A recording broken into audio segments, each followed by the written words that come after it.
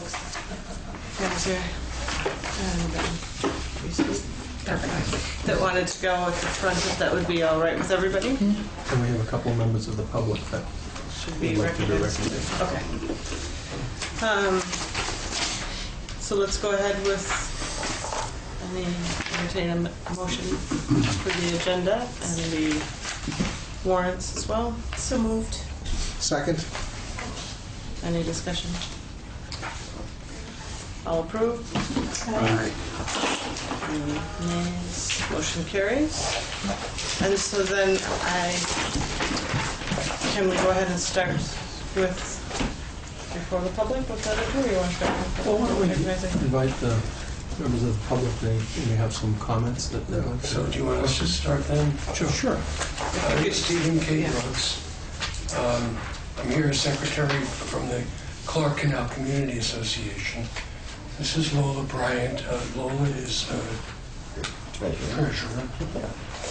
I thought you might have said your name wrong. I don't know when you looked at me.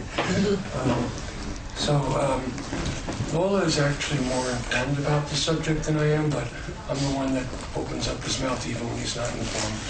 So maybe I'll just start and then you could ask him. Do you want to talk first? And wait, just 1 second. What was the organization again, Steve? Clark Canal Community Association. Clark Canal. And can the camera see okay? Or do you want them to move up here? Or? See in profile. Okay. Up to you. It is broadcast, so if you want to make sure you can be seen by I the told camera. my fans. Well, it was back a long time ago that we had come to the school board about the piece of equipment that was in that lower playground at Canal Street School that the neighborhood now uses, about, having that unsafe structure taken out, which, they did. And then we wanted something put in, and they said, well, no, the school board is not going to afford to put a piece of equipment in, that if we wanted one, we would have to purchase it. Well, we had no money. And now we have a little bit of money, and we went to the rec department and got one of their catalogs for, school-approved equipment. And we are thinking of possibly putting in 1 or 2 pieces of equipment, which we would think about doing maybe a community install or something to put them in, where a member of the factory comes and supervises it and makes sure it's done properly. But we wanted to make sure that that was still an option before we actually picked the piece of equipment and had it installed. We didn't want to go through buying it all and then finding out we could no longer do that. Right. So that's what we're here for. So for those of us who weren't on, which I think is everybody but Mark. I remember that, and you were taking care of the piece of land, if I'm not mistaken. Is that correct? Well, Yeah, You were cutting the grass, picking up the trash. yes, don't look at me and give me credit. Okay. yes, someone in our organization Lois and her was husband were kind of... Lois and Larry Rulo. Yes. Yeah. Were, like raking the leaves and emptying the trash, taking it up the hill and putting it in. And where is it exactly? Right at the base of Canal Street, up on the left of the driveway as you're going up to Canal Street School. Yes. Yeah. All it has in it is that one basketball hoop. Yeah. Okay. So part of it's tar, which we wouldn't take that away because people actually use that, even though it's only just one hoop. So it would be the grassy area. Can I ask, have you spoken with Deb Gass from Early Ed Services at all? No. We spoke with Carol a lot. Yeah. And then there was a gentleman, I don't remember his name, who works with her, and is more of an expert. We spoke with both of them and also looked at some equipment. And but who should we be speaking? Well, Deb Gass is the Early Ed Director, and her facilities are right up the hill. Right. And in some cases, her students or children sometimes might use that playground area. And I just want to make sure that it's age appropriate, that it's safe for those kids. They have some sort of structure up on the hill by Canal Street School, Yes. but it might be good to just check in with her to see what that structure looks like, how it might impact the students that she deals with. Okay. I'm trying to recall what piece of equipment was removed back It then. was this wooden thing that people climbed up and they slid down this metal slide and you were getting splinters off from the wooden thing and the metal slide was all bumpy and getting cracked. And Sounds like fun. It was unsafe. It was very Yeah, unsafe. yeah. And then we had wood chips put in. Yeah. And there's But a it's- bench there, if I'm not mistaken. Is it on the The ground? two benches Clark Canal put in, Yeah. Yeah. which we might probably have to move over to the other side if we It's were. concrete. So it's not Depending on on what ground we- that the EES facilities use right now? Well, I'm thinking some of the kids that are either coming down the hill or waiting to go up use that area. And Well, mostly I think it's the kids in the neighborhood. waiting for the school buses That's true. rather than the kids up there, because usually the Yeah. parents take their kids up, walk their kids up the hill. But Had you a thought as to what type of equipment you would put in? well, we don't know yet. We're still all discussing. I'm looking at the pros and cons about age, about not wanting something that only 2 people could use at a time. Like a teeter totter. And then there's 6 people there and the other 4, who knows what, but We haven't narrowed down it's, exactly. I mean, it's a very limited amount of area. Yeah. So we're trying to, And a limited amount of budget. Yeah. Is it something that you could show us, kind of a picture of when you decide on the structure, that you could bring it? Again, I'd want you to check with Deb Gass, but then you could bring it to this board to show what the structure looks like, and I'm sure there'd be a willingness to support it. Sure. yeah, If you can get one of those old things where round wooden platform that you ran around. I don't think they. We don't want that. We I think the they kids allow will get hurt on that. Oh, I like those. Those It's were fun, Yeah. but I don't think insurance companies like those anymore. the ages and the kids in the neighborhood seems to vary a lot from different, like 5 years ago, maybe it was all teenagers, and now it's all preschoolers. So we're trying to think of the future and get something that's more a wider age group, like So, the 2 to 10 or the. I guess what we'll say then is go, if you would talk to Deb Gass at EES, and then bring back with pictures and such, and we can do an actual, we'll put it actually, if you let Ron or I know, and we'll put it actually on the agenda and have a formal vote on Okay. what you actually have, Right. when you know what it is. But the catalog they gave us also tells us how much space you need for the piece of equipment. So we have to, we're going to remeasure the thing again to make sure we've got the right measurements and make sure we pick something that, you have the space around for the correct spacing. like a tetherball or some such, or something Well, we maybe a would, little bit. can you have a climb? jungle gym. possibly 2 swings and something else, or maybe we don't know yet. We're still, but we didn't want to go through all that work if it didn't look like anybody was going to allow such a thing. I'll give you Deb's number, and I'll give you mine as well. So that's her work number, and you can contact me there too, and then we can coordinate that. Okay, thank you. So thank you. You guys Thanks are for welcome coming. to stay if you wish, or move on if you want. I think we will. Thank you very much. Thank you very much. Thank you. Okay, so then Hannah and Steve, are either of you on a particular time crunch that you want to run out? Or you want to duke it out? Or? Go ahead, Steve, you want to go? Oh, yeah? Thank you. So, I'm Steve Fortier, Executive Director of Meeting Waters YMCA, which has been a partner of yours for 16 years now. And we came to the realization it's been a while since we've talked. I think this is all new faces from other than Ron since the last time. We've done a check-in, and hopefully it'll be an annual thing, and we can provide an update on things that we feel we were doing in partnership with you toward your objectives and all. So I thought I'll download a little bit, and then I hope you have some questions for me, but I want to walk backward in time. And so my wife Sue and I are co-directors of Meeting Waters Y, And we joined the organization actually 16 years ago yesterday for Sue, and I was 2 weeks ahead of her. And right off, we created Y Aspire, the after-school program for inspiration, recreation, and education, really based on Sue's experience at 3 other Ys running after-school programs.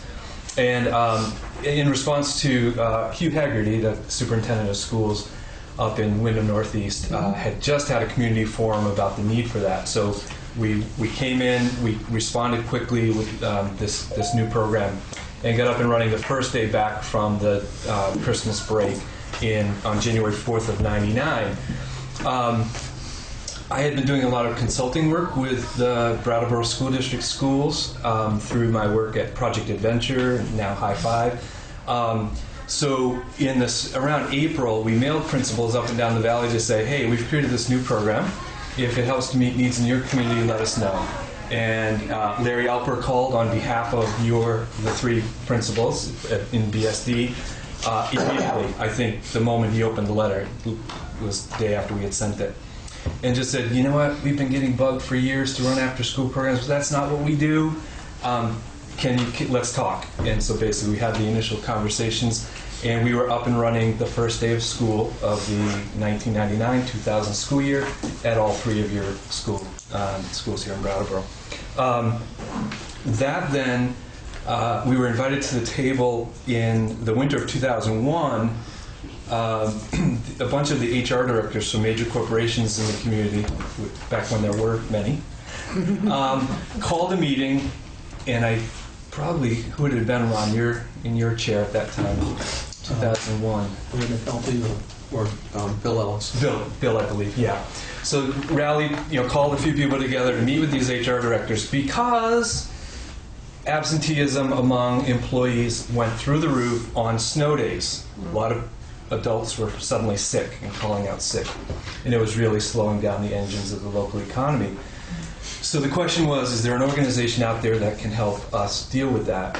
So I literally wrote a note on a napkin, slid it down to Mark Taft, and said, you give us space, we're ready to go. And so he called Bob Neubauer, being the central, Green Street being more central of these schools. Bob gave us the space, and we were up and running within a week. And so Snow Days program started in 2001, continues today, thanks to Jen offering her space.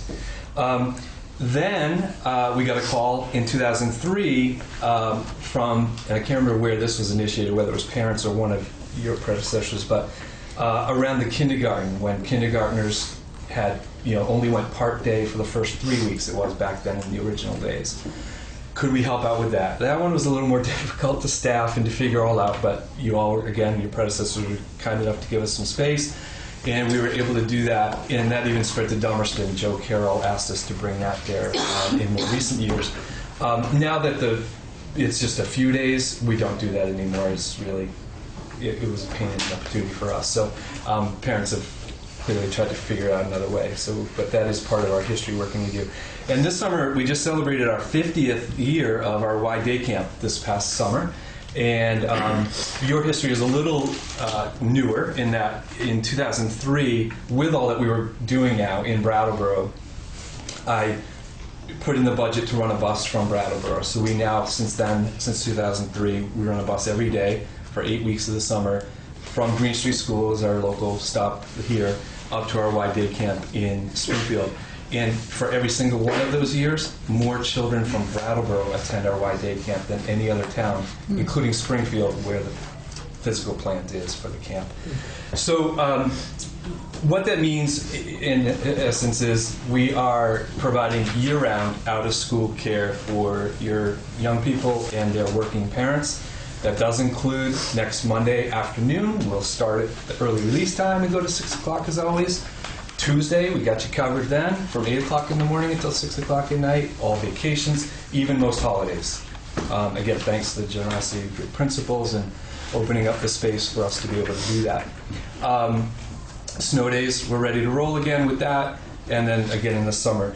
So in total, 1 in 6 of your BSD students is involved with us at some point in the year. Most are from the first day of school until the last, year after year after year. I mean, just walking in this afternoon, I'm seeing kids that have been here, in our program for 4 or 5 years already, and that'll be the trend to go through. 123 children last year from Brattleboro were involved in those programs. Important for you to know, I think, that, and the 123 was down slightly. We had a slight downtick in camp attendance from Brattleboro this past summer, and with the no kindergarten Aspire. So it actually has been higher than that in the past. 18% of the Y Aspire participants here in Brattleboro have IEPs or 504s. So we're working very closely with your staff to be part of the team in developing the plans and doing everything we can in 3.5 hours every day after school to help support the growth plan that's in there for each student. Also importantly, 2/3 of the students involved in Y Aspire here in Brattleboro have parents, or their family is living on the edge of poverty or in poverty. They received, Brattleboro alone, $150,000 in financial assistance last year to attend Y Aspire, probably another 25 for day camp. That comes in the form mainly of the Child Care Financial Assistance Program. So all of our programs are licensed with the state, including camp, including snow days. They're licensed school-age child care programs. Interesting, 22 of your youth, your students, last year spent almost as much time in our programs as they did in your schools, including 5 days a week till 6 o'clock pickup. All the full days. There's about 30 full days that we do throughout the year, and then all 8 weeks of summer. It adds up to nearly 1,000 hours that we have contact. Where that becomes important is all the enrichment that we do, and as Ron knows, we're huge proponents and practitioners of the developmental assets approach to youth development, so much so that I'm actually a national trainer within the Y movement. I go around the country training other YMCAs to embed the developmental assets model into their work. Our focus on at our day camp, long before the language was there, but we now can speak in this way, is to support you and everything that you do to close the achievement gap. So our particular focus in the summertime is on preventing summer learning loss and summer weight gain. Both issues are very big and important to us. So through our curriculum and through all of our activities. Real quickly, so in the Y Aspire culture and curriculum, we developed 37 of the 40 developmental assets, and in your handout for November, hot off the press, it talks a bit more about that, so you can read about that. Our healthy eating and physical activity standards are a national model from the Y movement. Again, we've been doing it for all 16 years. Now we have a model with research behind it that helps us to tell our story a little bit better. That actually is in your October newsletter that I left with you, a little bit more on our healthy eating and physical activity standards. We do a lot of service learning projects through Y Aspire. Interestingly enough, we've done a lot with Canal. We've done, our students and their families have done a lot with the drop-in center over the years, Agape, which is right near them. The Welcome Baby program, we've now produced over, I think I posted the other night, 10,000 Welcome Baby bags for EES's program for new parents. Our kids decorate the bags and as a service project. They made centerpieces for the senior center for 2 different holiday activities last year, including the one that Senator Sanders attended. Every table had a nice little centerpiece made by our students. Typical day at Aspire, and I'll end with that. 20 to 30 minutes of vigorous physical activity, the healthy snack and beverage, assisted homework time, although that's limited. We're not a homework club or, hey David. But we do make sure that there is some time for that. And we check with parents. Some parents want to be involved in that. So we know which child, for each child, what the family's position is on that. So some prefer not to spend any time at homework during Aspire. But the heart of the program is a group project and organized around a monthly theme. So we just yesterday, in the first school day in November kicked off the new month theme for November, celebrating diversity. And we talk a little bit in the November newsletter about the monthly themes and how they drive the curriculum each month. So, quick overview. So it's a 3-day-a-week minimum. It's not drop-in. So that's based on youth development research. It's a program, so it's not just childcare. So there's a 3-day-a-week minimum. Most are 5, and we offer a 5 o'clock pickup time or 6 o'clock pickup, and except for those longer days. Yeah, that's enough of me talking. What do you need to know? I have a couple questions. Sure, Joe. Who pays for it? So it's a combination of, for most of your families, it's the child care financial assistance it's federal dollars that flow through the state. So that accounts for 2/3 of the, where your children's funding comes from. Dummerston, it's quite different demographically. Putney is quite different demographically. But here in Brattleboro, about 2/3. Bellows Falls is 100% actually child care financial assistance. So that's income-based. We index our rates at 100% of the state child care. It's only supposed to pay for 75% of the cost of delivering child care. That's 100% for us. So the working poor, if you will, they pay 0 all year. So a parent pays nothing then? Or based on their income? Based on their income, yeah. There's a price. Yeah. And then, of course, our board fundraises, and we have our own scholarship fund. You have your Nell Carey Sailor? Mm-hmm. Yeah. That mainly for camp, I think, that helps out for camp. So there are, the Realty Group has a camp fund that we guide. In that case, we just guide families to that if we know they qualify. And then others do choose, I guess we're a provider of choice for those that can afford to pay as well. So there are parents that pay the tuition. And does Aspire pay the schools any funds? No, right? We're giving the space. And it's at each one of the schools now? Yeah. Yeah, we've been at all 3 of your schools since '99. Yeah. But just the snow day is only at Oak Grove, say? Yeah, it's not. So that is a niche thing, and we don't want to put our staff at risk too. So we only ever go into it if we've got staff that can actually walk if need be. So they're not putting themselves at risk.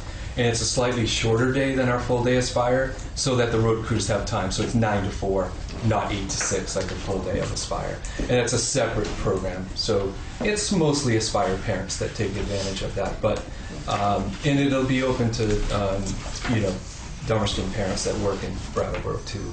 And First dibs is with Brattleboro. Is there a waiting list of parents trying to get in? Are you able to? We manage it pretty well. We get asked that a lot, and there have been times where we've been in a position. We probably had a conversation with Andy probably along the way but never high enough to make the economics work, because we'd have to have a totally separate space, 2 new separate staff now because of a separate space, and the financial part doesn't work out. So right now we are full at all 3 schools in Brattleboro, as we always are. Green Street fills in April when we open enrollment for the current year parents, because if anyone's aging out, there tends to be a sibling coming into kindergarten. So Green Street hasn't been open to the public for years now because of that. It's just full internally. So the waiting lists are generally 2 or 3 parents. And then with different sports seasons and all, we can often accommodate that for within a short period of time. And I will say, because of the change in the 5 years ago to move kids around town, that busing pattern has really helped us out. Particularly, the Oak Grove program has traditionally been under-enrolled, and it now, since that decision was made, 5 years ago? It's become the overflow site. So kids from Academy and Green, because of the way the busing flows now, can actually get to here. So that happens too. So that's helped us a lot too. Where we had waiting lists at Green and Academy, now we can deal with that with the space available at Oak Grove. And my last financial question. You guys can all The healthy snack or that you're providing doesn't have anything to do with the food that we're providing? Yeah, to the we're children? working on that. Sue's working with Andy on that, and She's asking a different question. Oh, sorry. You're talking about the after-school meal program. Yes. She's asking about our healthy snack program and your after-school snack program. Right, well, right, so the after-school things. food that we're providing to the tutoring kids, and any kids that are in, that doesn't go to these Right. kids as well? Right, that's the after-school meal program. The healthy snack program is a different program, but Right. we're It we're could be the developing same that, kids? so it will be happening sometime in the near future. Absolutely. Yeah, so you'll see in the October newsletter I met with you, things like we serve family style. I think Sue's worked it out. It's clear that the nutrition standards work. We just have to figure out how to make it work with licensing regulations and other things that sort of guide out how we move about and who we're interacting with and all of that. But no doubt we'll come to a good conclusion. And I should mention too, our summer camp is a summer food program site, and 50 plus of your students benefited from that last summer alone. So all 8 weeks of the summer, we partner with Springfield Family Center, which is the provider in Springfield for that program. So we're a closed site. No one can come onto the camp, obviously, and enjoy a meal, but for our campers, they benefit from that. Any other questions? Why do you use low and non-fat milk? Good question. I'm not sure. Probably the calorie. I'm sure the calorie count. But I will say, water is the beverage of choice. Yeah. It is rare that we have anything else other than water.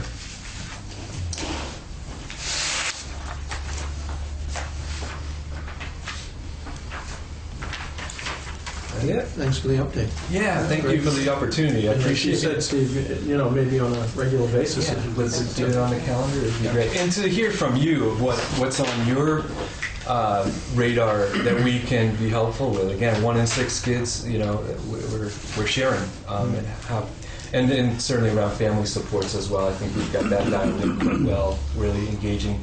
Every parent has to come in every day and have an interaction with our staff. So it's as opposed to other youth organizations that even put out there that we're the surrogate parents.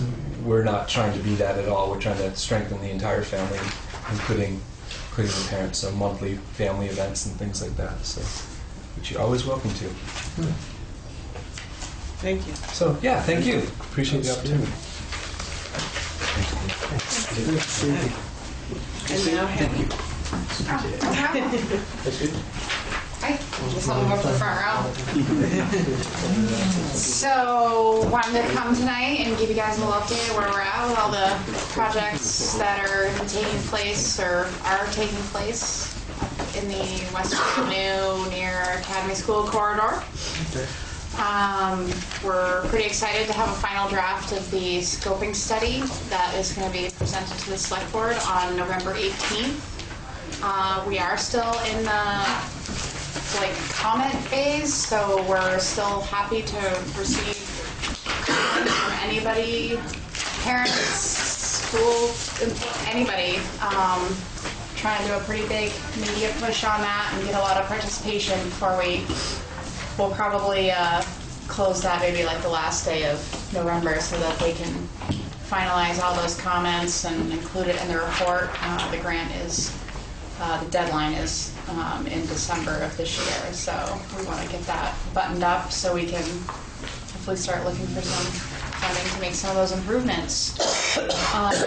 and Hannah, so December you turn it in, when would they decide and when would they start?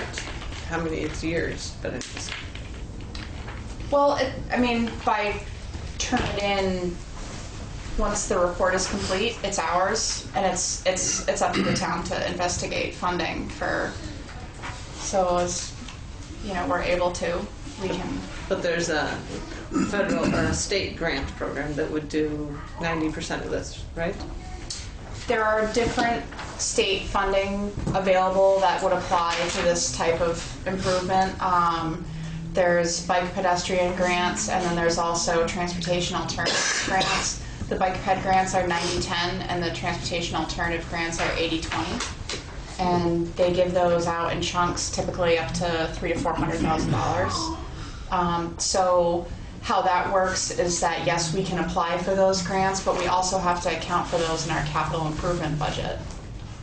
So we can't really apply for those grants without having that match ready to supply in. Very key point to understand. Hannah, who's the final authority that says go ahead and start breaking ground? Is that the town of Brattleboro, or Correct. the select board, or the citizenry? Is this a town meeting item? It would not. be. It could be. It just depends on how the funding works out.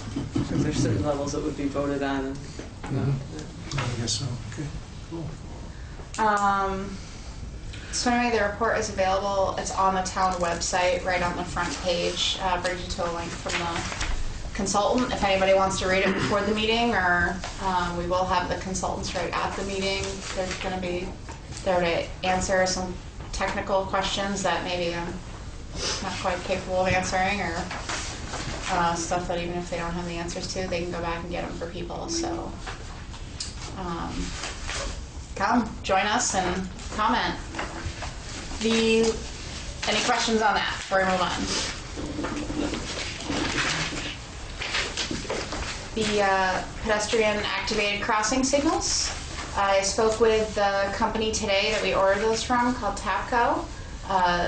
Those devices are in very, very high demand right now around the country, and they're going to be shipping them out on November 21st to us. We do have all the design information for the bases, so we're going to be starting to work on those as we have time. Just throwing some concrete in the ground and a bolt pattern and everything, and so hopefully as soon as those come in, we'll be able to throw them around the stands, and we might have to work with the manufacturer a little bit on some of the more complicated, like getting the solar panels aligned correctly and everything, but hopefully we'll have those installed pretty shortly after they arrive. And although this isn't as closely related to the academy, but we also are working with the planning department because they get a smaller grant to do some improvements on Canal Street. So we're going to be looking at installing another set of these at the intersection of Canal and Oak Grove to help people cross over to the hospital a little bit. So, and I know that'll help the kids that walk here too.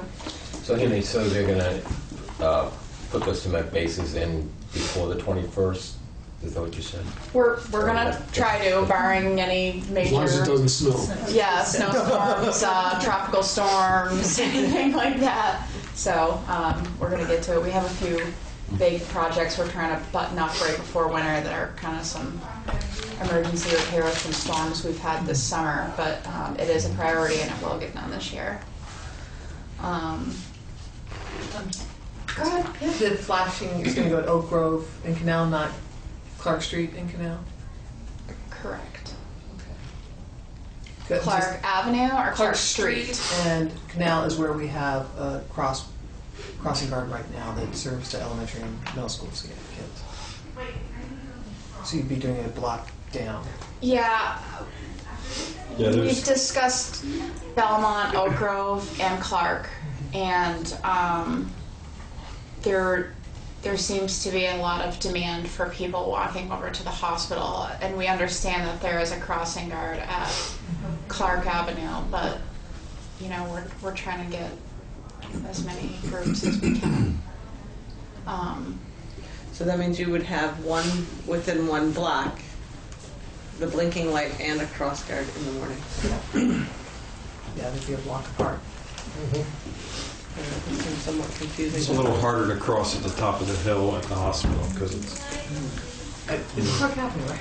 Clark Avenue. Clark Street's the one at the bottom of the hill. No, I think a lot of our students cross from Clark Avenue across the street and then head towards the Price Chopper in that area. That's why. And they come from the middle school. We're trying to hit as many groups as we can.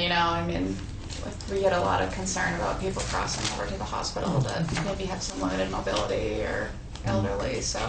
Well, there's that kind of blind curve coming up behind them. But it's not set in stone yet, so if you guys have concerns about that, then it's certainly open for discussion. And I know that, you know, one of the things that we're kind of excited about with the one that's going in the academy is that having the crossing guard there, it's going to be a good educational tool to have that person there saying, okay, you got to push the button and then you have to cross. You know, not, you know, it's not a magical device that just, you know, you push the button and you cross. You still have to look both ways, and it's, you know, we want to make sure that nobody's getting a false sense of security from those, but that it is just. Would it be impractical to move the crossing guard down to where the devices are? I think do the crossing guard. We can look at that. Yeah, I think it's something to look at.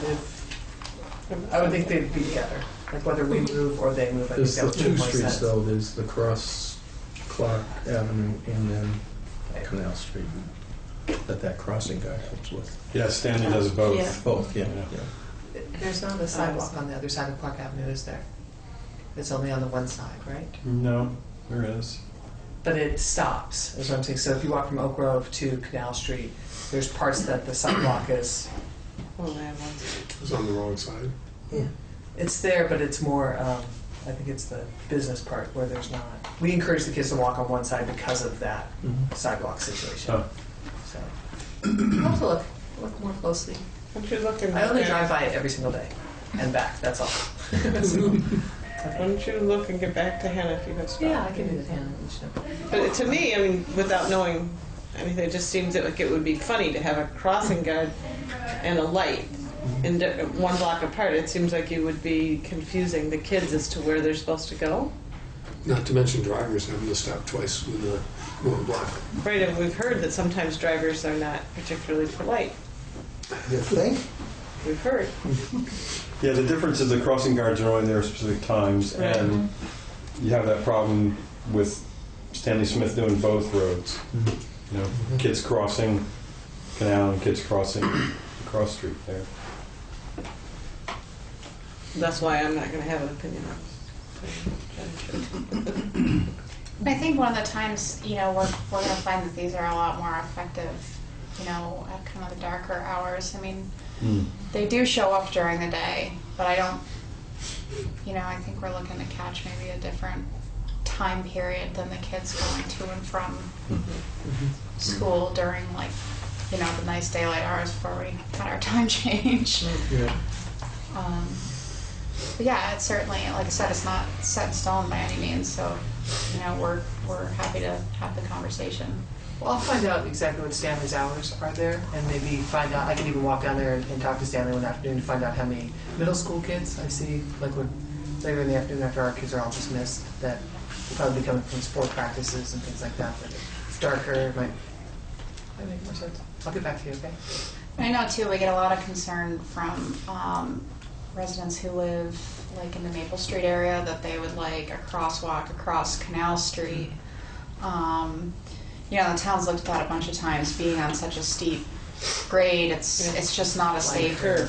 It's a curve, and so that's really. So we had talked about maybe because if there's a crossing that's a little bit closer to that intersection that's safer, maybe more people will be encouraged to use that than, you know, kind of playing chicken at Maple. Yeah, it's hard for cars to get across there, much less people. I know, I have a hard time going there. I don't like them. So any other questions about the crossing signals? Okay, lastly, the radar speed signs. We've been getting a lot of positive feedback from the community about them.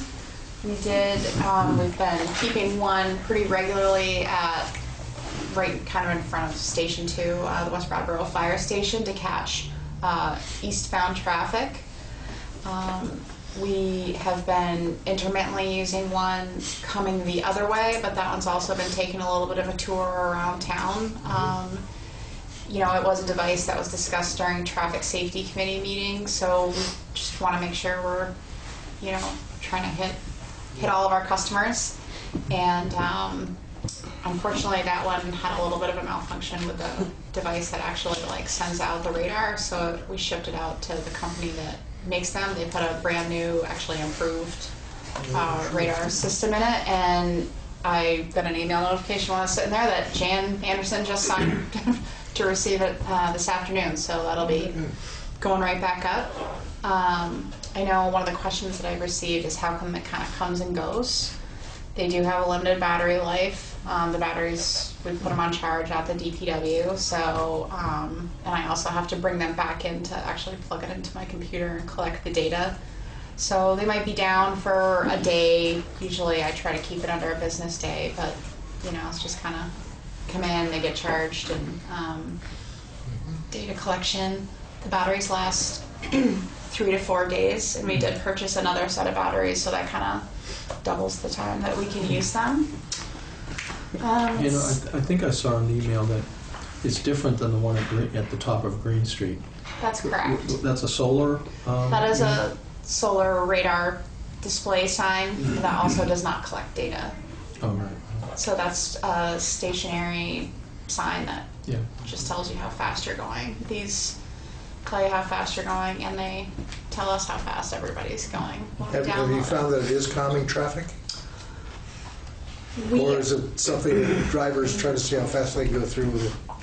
I don't find that I don't think that people are doing that. We're finding pretty consistently that you know, the traffic data is, I think there's a perception that people are traveling pretty fast through there, but honestly the average speed that we're getting is between 24 and 25 miles an hour, which is pretty good. And I think that's because a lot of traffic is stopped a lot of the time in the morning anyway. And I know that the police have been kind of working with us on some enforcement up there, so that's really good. So just living and working in West Brattleboro, so I go by there many times a day. Traffic does seem to be going slower. This is just anecdotal from my observation. It does seem to be going slower. There seems to be more traffic, but it is going. I think it is going slower. But the radar signs, I think, help us that we've had more police presence in the first 2 months of the school year than we had probably in the last 3 years combined. So Yes. Police presence is a huge plus, I think. Just seeing the police car there in the morning or afternoon just really automatically slows people down. And now it's been there so frequently, I think people almost like, oh, I better go slow because there's no radar, but there's going to be police up ahead. Well, I'm glad to hear that. It came up at the meeting they had in the West Brattleboro last week that without a police presence, having a sign right there after a while sort of loses its impact unless you've got the constabulary to back it up with an occasional stop. Maybe the double impact of having two police there has been pretty powerful, I think. Good. So another anecdote, which is the travel space from the junction of Guilford Street Extension and Maple all the way down to Price Chopper, right? There's no stop there at all. So that run that most people use to get from that area to Canal Street, there's a lot of speeding on that road, and there's a lot of kids that cross there. So that might be a good one to. We've actually had the radar sign up there, and there is some speeding through there.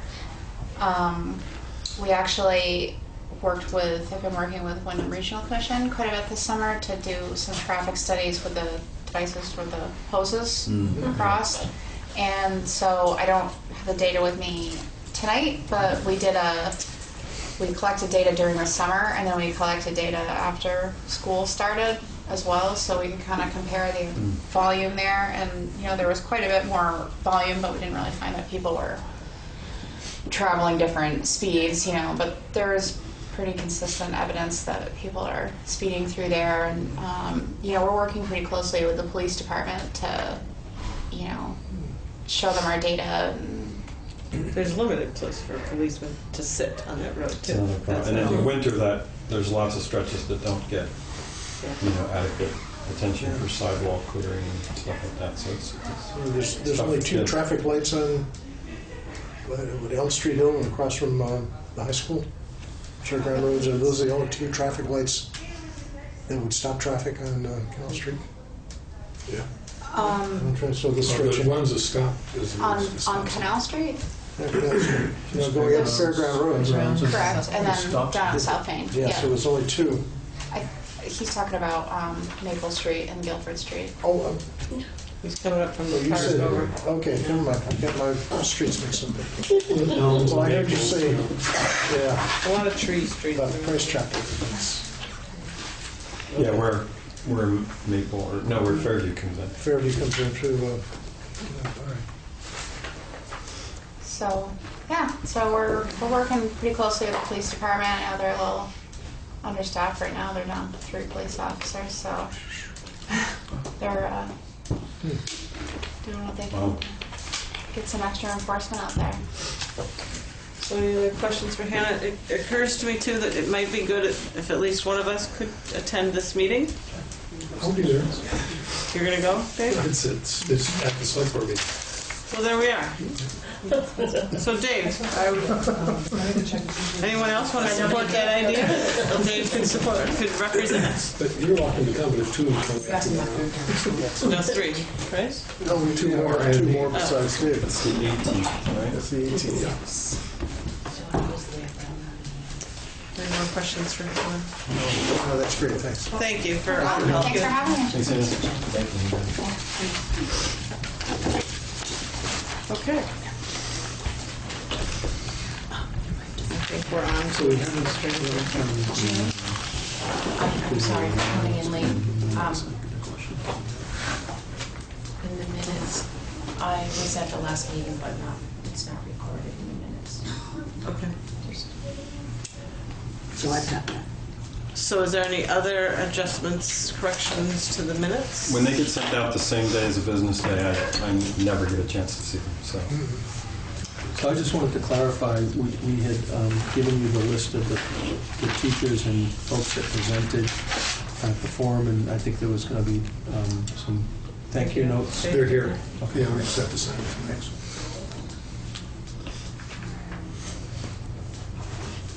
Okay, anything else on the minutes?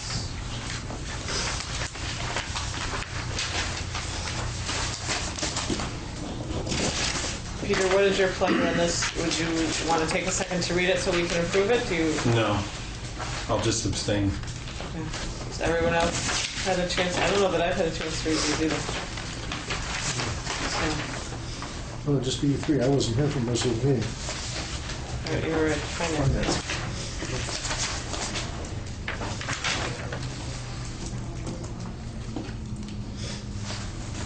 Okay, I'd entertain a motion if we have one to approve the minutes with the adjustment that Deb was here. So moved. Second. All in favor? Opposed? Thank you. Okay, You want to make an announcement? Okay. If we're smelling smoke. well, if anyone else is smelling smoke like I was, we apparently have confirmed we're not going to burn down the building, right? The way our ventilation goes, that our neighbors have bonfires and burn leaves, and we suck it right in. Great smell. It's all This fun. fall. They look like they're having fun.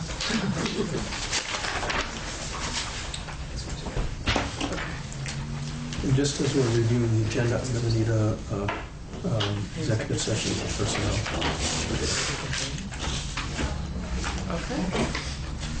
So are we on to administrative reports? Administrative reports, I think I'm going to ask Deb if you would go first because we know that underneath, well, should she not do it? You want to do? No, why don't you just go as part of that through the administrative, including the contract and building right future. So I do have a contract for the board to approve for GPI Construction to do the renovations at Westminster. The bidded amount is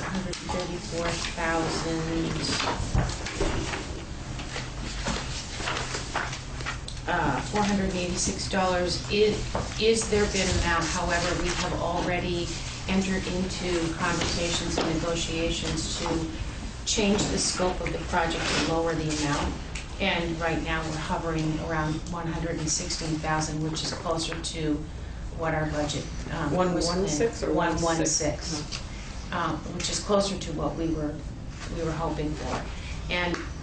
But we need the approval of the amount that they bid on, and then we'll make adjustments as possible. As I've mentioned, the renovations are, I guess in the grand scheme, minimal, but it looks something like this. We have a space that was occupied by a dental practice, and so you can, in the 70s, so you can imagine the oranges and the avocado colors that are in the space, and the configurations are quite interesting. And actually, our last policy council meeting was held in Westminster, so Jill was able to actually see the space.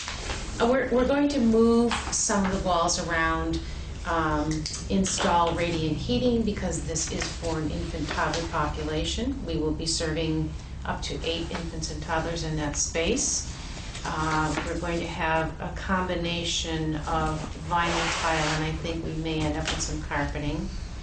We're going to create a commercial kitchen, or an industrial kitchen, I should say, in part of the space, so that eventually we'll be able to prepare meals on site, not only for the infant toddler classroom, but also the 2 Head Start classrooms in the adjacent building.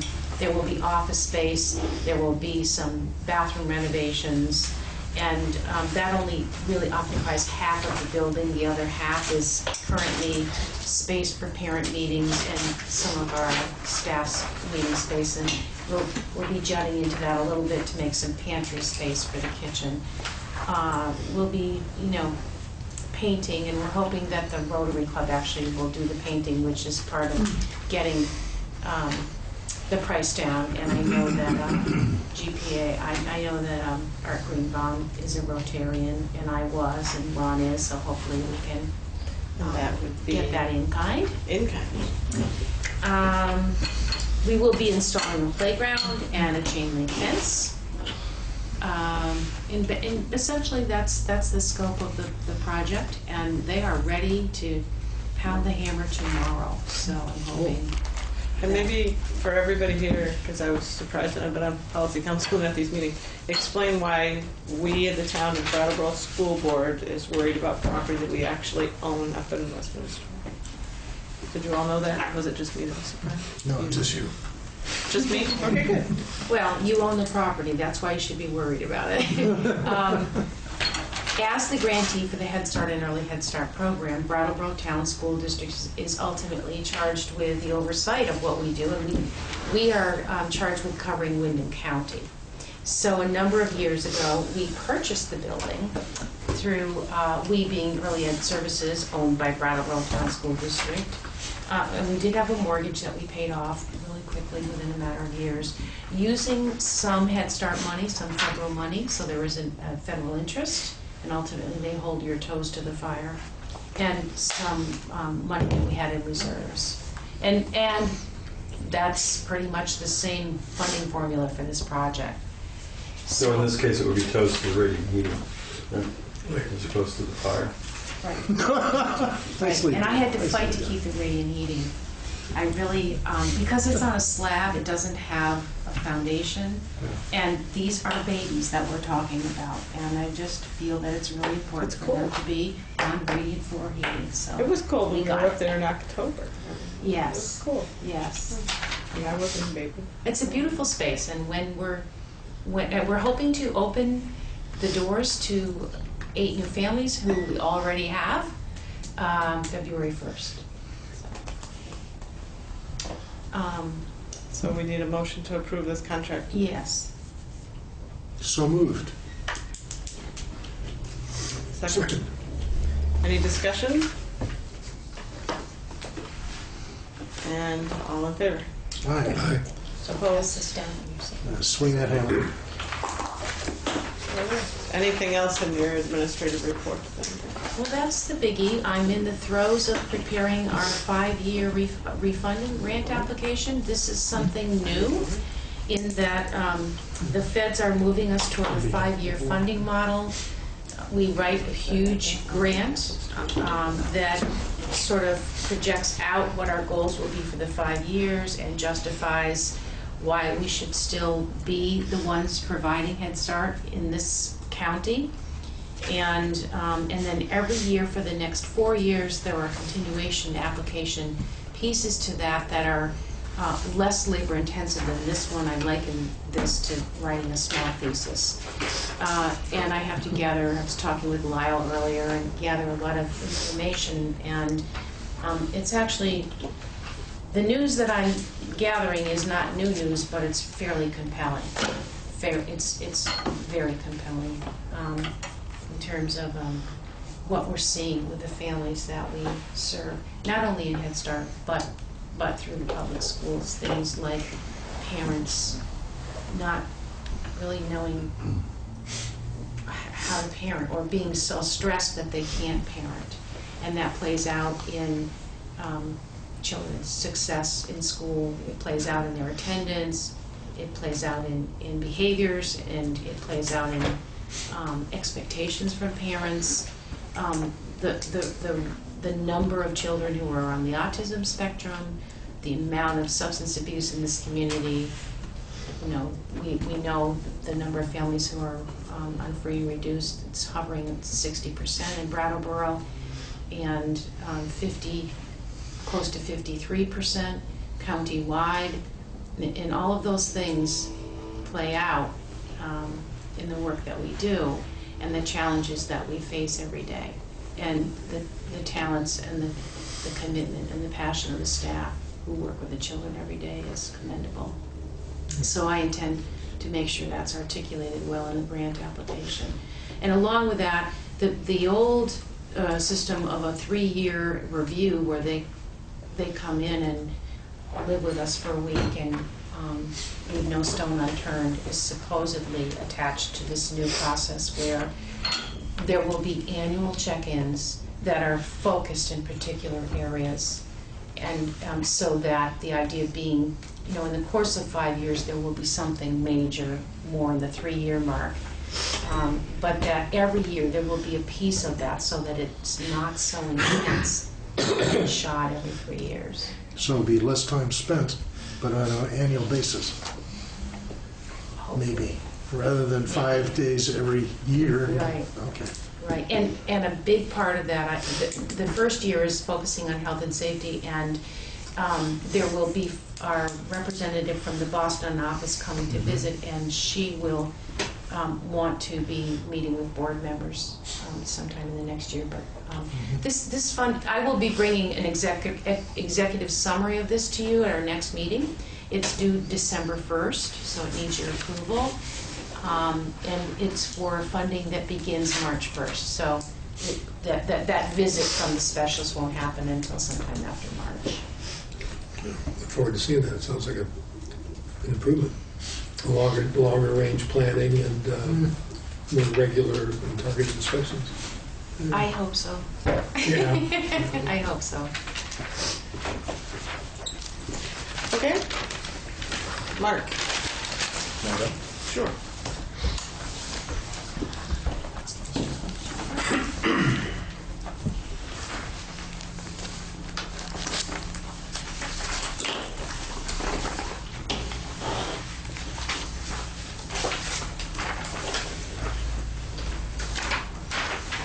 Okay, so our after-school tutoring program, we currently have 40 students participating in that program, and we do it in terms of sessions. So our first session started on October 6th and will be ending in November, so we'll be starting a second session up in December. So it could be some of the same kids, could be some new kids as well, so that'll be coming up shortly after Thanksgiving break. We've started a homework club as well. Currently we have about anywhere from 8 to 15 students attend that on a daily basis. After school course program, we had 15 students from Green Street School participate. That took place at Green Street School along with students from Oak and Academy as well. On Monday, they gave a final performance of all the work that they have done since September, and it was really a great performance. They had about 23 kids, sang 3 songs to their parents and other folks who attended, and it was super. And of course, that's in collaboration with Brattleboro Music Center. Just working our way down. Student Senate is up and running. We have 16 students on that committee. We are starting to put a lot of emphasis on Project Feed the Thousands. We're going to be doing a lot of work within the community for that food drive that gets kicked off on Friday morning at Price Chopper. So we'll actually have a handful of students at the kickoff at 7:45 on Friday morning. They'll be on the radio. They'll be talking about Project Feed and the work that they're going to be doing over the coming months. So if you're in your car at 7:45, tune in TSA, and you can hear some Green Street students and students from other schools in the area as well on the radio talking about that. Our Restorative Justice group, which is another student leadership program, has gone from 10 to 16 children. So we currently have 32 kids taking on leadership roles within our schools. We're trying to develop as many young leaders as we can. We are also looking into starting a mentoring program. So that's another opportunity that we're looking to present to some more students in our building, and that's getting underway this week, actually. Our town theater, school town theater program in collaboration with New England Youth Theater started this week. And again, we send kids to the youth theater on Tuesdays and Thursdays from 3:30 to 5:30, where we're working in collaboration with our staff and staff from the New England Youth Theater to train our students in the different areas of theater. And so we have 32 students from Oak Academy and Green participating in that program. I'm happy to say we have 22 of them from Green Street. So I checked in with most of them today, and they were really thrilled with day one. So it's a really exciting opportunity, and hopefully something we'll continue to build on over time. Those are the main things I wanted to touch upon. We have had a very active PTO group. We meet monthly. There's anywhere from 15 to 20 people who attend those meetings. So very supportive parent group. This Monday, we spent some energy on our playground and setting some goals for playground improvement this spring. And we also spent quite a bit of time talking about winter sports, which is upcoming. And it's just a tremendous amount of work that our volunteers put into providing those opportunities for our students. So that's about it. The kids that are coming in from Guilford, is that what it says, right? Yes, we've added 5 children to our school as of the 1st of October. 3 siblings from Guilford, a former student returning from Florida, and a student from Halifax. So they're tuitioning in, or they moved into They moved Brattleboro? from Guilford to Brattleboro. You've got some students moving there, too. We do. Yeah. Not yet, but Not they will yet. be. Yeah. Mark, remind me again what third Thursday is. I don't remember. So every Thursday we have a school sing. The third Thursday we offer coffee and donuts to parents. It's a good day to visit the school. Yeah. I'm glad you said that. If he didn't, I was. I can see that on your calendar. It's in our library. It's open to all visitors who are attending school sing on that day. And that's a 7:15?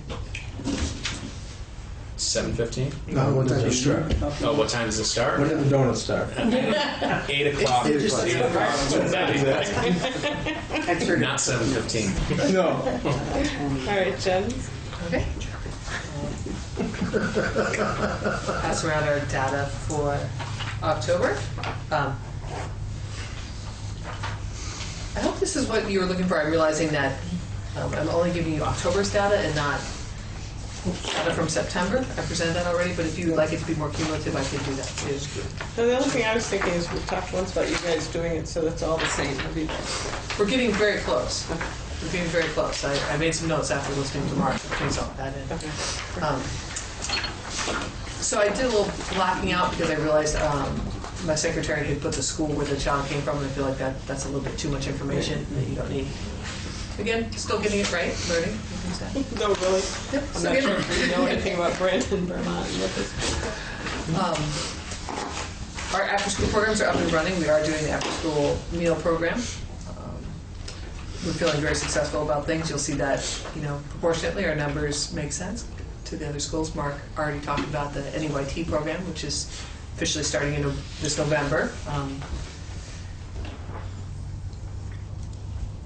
I want to point out to you, I mentioned this last time, I'll give you a little chance to look over everything, but our number of free and reduced lunch students have dropped to 56%. And we believe that has a lot to do with, we just hit the window where all the people who qualified last year who didn't fill out forms just lost status for being free and reduced. So I think next month's data will be a little more clear when those families realize, based on our letters home, that they're no longer receiving free and reduced lunch. I think it will tick right back up again. So we'll see, don't get me wrong. One new student this month at Oak Grove, grade 3. I wanted to report, it's not on the report, but just to highlight a few things. Sorry about the black and white copy, but can you pass this down, Mark?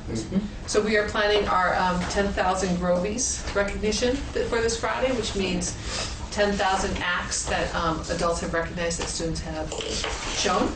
That's what we've recognized. I'm sure there's been more, but this Friday will be our first celebration. I'm okay saying it on camera because the kids don't know, but it's still not yet. It's a surprise for children, not for staff. So this is something our PBIS committee is working on. And you'll see when we say what should be visible in classrooms and throughout the school is a reminder for all of our staff, really thinking about keeping that rigorous level of understanding why we're doing PBIS and what we expect from students. And part of that is a setup for now when we'll do what we call fidelity monitoring and walking into classrooms and giving feedback to one another about how things are going and what we can improve and making sure we're doing the best we can for kids. On Halloween, I just want to report that our kindergarten students, they're the only class that is allowed to dress up for Halloween. And they all dressed up and went on a parade and spent over 2 hours at Pine Heights, which was, I was starting to get a little worried. I was going to go out and find out what was happening, but the residents were having such a good time, and as were the kids, that they stayed for quite a while in their costumes. So just think it's one of those really neat things about living in a neighborhood that you get to be able to do those kind of things and literally walk over and do something good for other people in your community. So just wanted to highlight that, another special thing our school does. And just to make a plug that our Harvest Dinner and Curriculum Night, combining for the first time, is November 20th from 5 to 7 p.m. You're all welcome.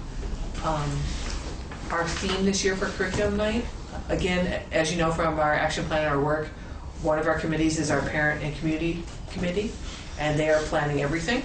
And their curriculum work this year with our Title I staff is all based on science. So every teacher will be here.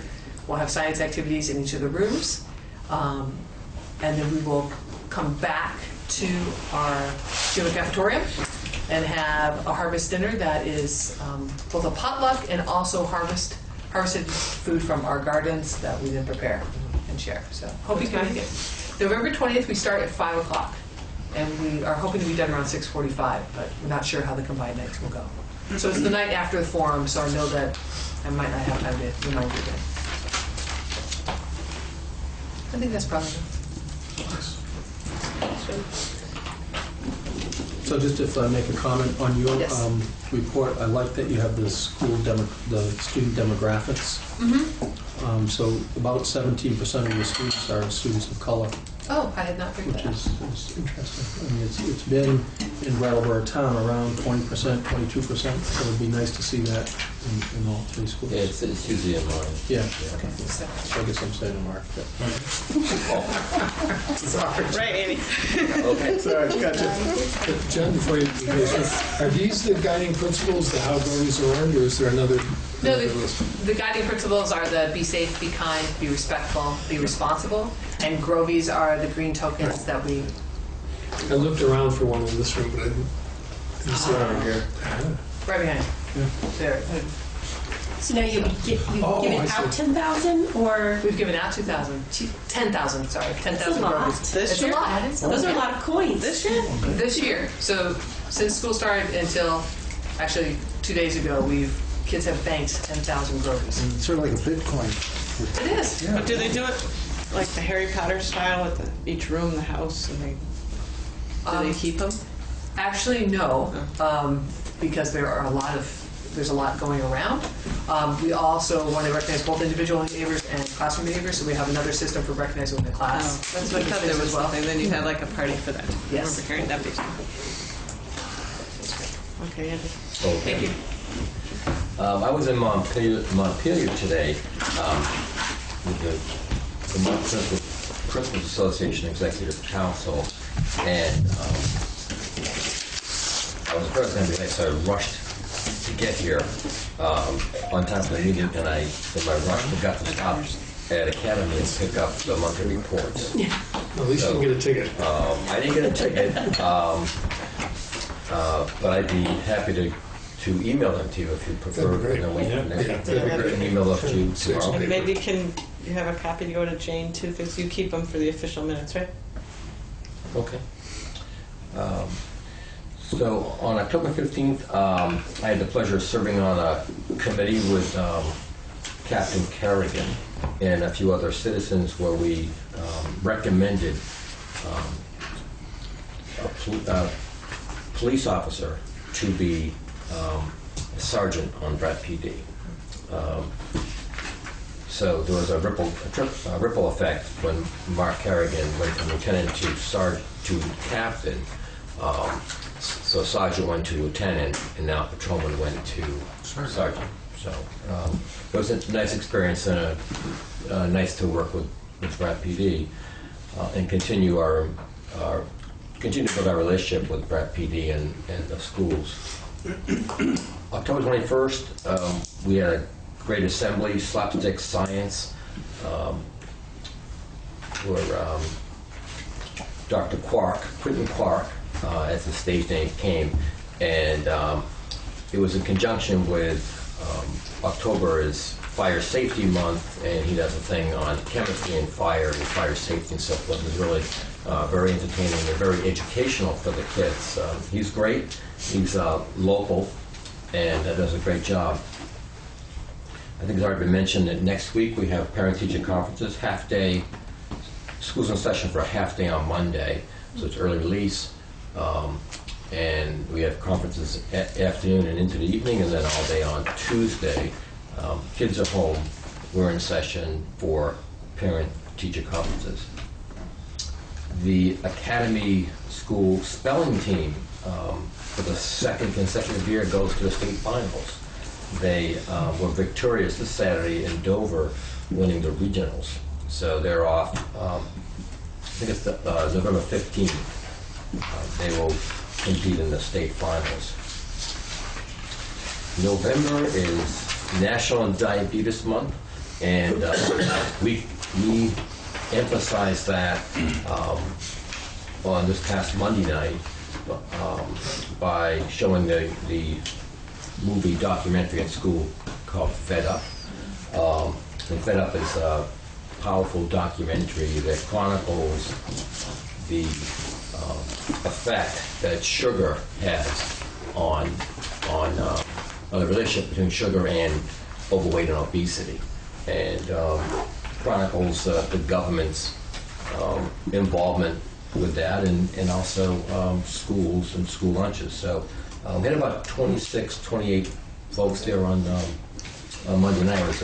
It was really a great night. We had a good turnout. we had a small panel, and both stayed until, well, 8:30. I had to kick them out because we had 12, we did daycare, and 12 little children who were tended to by 3 high school seniors, and I promised them that they would be out by 8:15. So at 8:30 I had to ask parents who had their kids to relieve the seniors because they had homework to do and so forth. So, but it was really well attended. It was a great night. Mark already mentioned the NEYT started this week, and we're kicking off our fundraising season, and Jill has kicked that off on Tuesday. She announced to all Academy students that we're doing butter braids again. So if you want some butter braids, I was going to bring the flyer in case anyone wanted to order from the school board, and I didn't know if that crossed some ethical line or something. It wasn't covered in their conference line.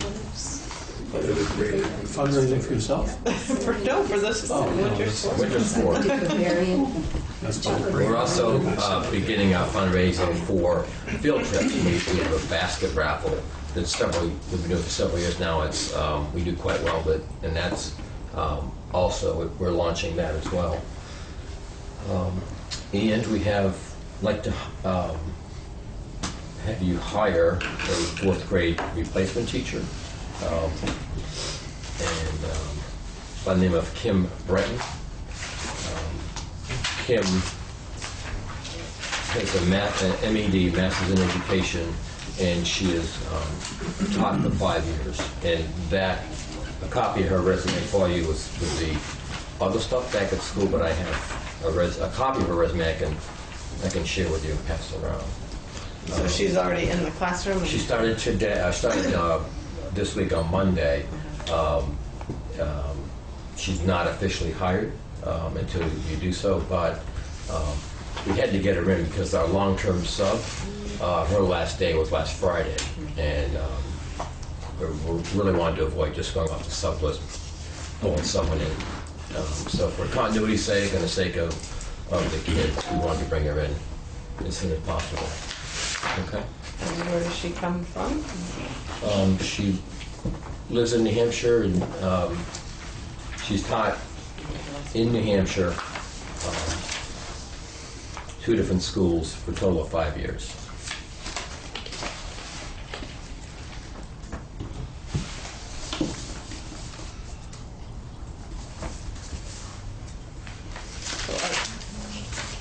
Do you have anything else that you want to say? Before we actually have a vote, I feel like the board should at least get a chance to skim what I'm... So if you wanted... We can come back to vote. We could come back to a vote if you had anything else. That concludes my report. So maybe we'll pass it on to you, Ron. Sure, thank you. So I'm going to, as part of my administrative report, do a couple things that relate to sometimes committee work, but it's past requests, so I'll just slide it in here.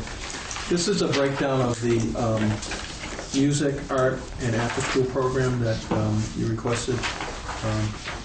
So Frank and I looked at all of the salary items and the supplies, textbooks, equipment, and pulled those together.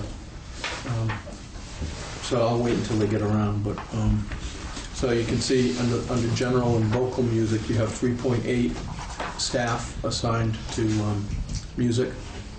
Their salary and benefits are listed there. There's a transportation line, supply, textbook, and equipment. And so the subtotal for it should be really general and vocal is $262,693. The art program has 2 full-time teachers. You can see that figure there. And then the after school, we pulled in the transportation. That's about $10,000. We combined the 2 lines for enrichment and tutoring. In your budget, there's 2 separate lines. But I think what Frank would like to do is, as he consolidates based on the state, required categories, as he puts the budget together. I put mentoring in there, knowing that some of that is during the school day, but some of it's after school, and it's hard to know of the 11,000, how much is during the day or after school, so it's, you know, between both. But so the total between arts and after school is $535,291. And truly, the general and vocal music also has some that goes on after school. Just part of the salary of the teacher. Yeah, it really is. There might be a stipend that's not in here, but it's not a lot of money. So I think it fairly represents most of the expenditures that you have. So I guess my question is this kind of what you were expecting in terms of those categories? Seems like, yeah, pretty much. Are there no daytime staff involved in the after-school program? I mean, you mentioned enrichment and tutoring. Are those all stipends that are separated out? And I guess I would defer to the principals when we have the salary item or the budget item of 35,000 and the difference, which is 85,000. I think that's representative of the staff that's working in those tutoring and enrichment programs. So that's the staff right there. And that would be salary and benefits for them as well. For the after school, it's really an hourly rate for just about everyone, I think. So it would just be salary stipends. Does this include the after-school program, the tutoring that comes in through people opting to not take the one that we offer, but that we have to cut? Options for learning? No, this is separate. That all comes through title. So that's not in your local budget. But as we said, maybe you can remember the argument that it's more cost effective for us to be doing it within numbers is huge. Than outside. It was like 4 to 1? I haven't calculated for this year because what we pay the outside vendors has actually gone up and there's different vendors, so it's between $55 and $60 per student hour. Ours last year was under $12 per student hour we were running. So it's about 5 times more cost effective for us to do it than to pay the outside vendor. And if a violin teacher comes in from BMC for kids, where does that money come from? That's in the after school, I think we devoted 1,800. Yeah. So that's in the enrichment and tutoring? I think that's within that 85,000. That's the cost share as well, I think. Yeah. So they devote funds to it, and then we pay a stipend. And we pay our folks a stipend that's listed here. So that would be for BMC and NEYT, the same sort of program? NEYT, we pay our folks who are involved in a stipend, and we are paying NEYT a set sum of money, and I think it's $1,000 for this production. And that would be within this budget. Yeah, right. I was just trying to think if there's anybody else that we have that sort of a relationship with. Well, I mean, if you think of the forum last meeting, Right, but there were staff. all of those, sides, yeah. right? There's money that we dedicate to the healthy food program. Chinese. That wouldn't be part of this. Chinese would be in here? Chinese would be in Yep. here. Asian studies. And the Aspire program we just heard Right. about, it's no cost, Right. it's just, it's our building cost, Right, but easy that's not cost. really, But we don't portion that out. What's that? We don't necessarily portion that out. that would No. be hard to come up with.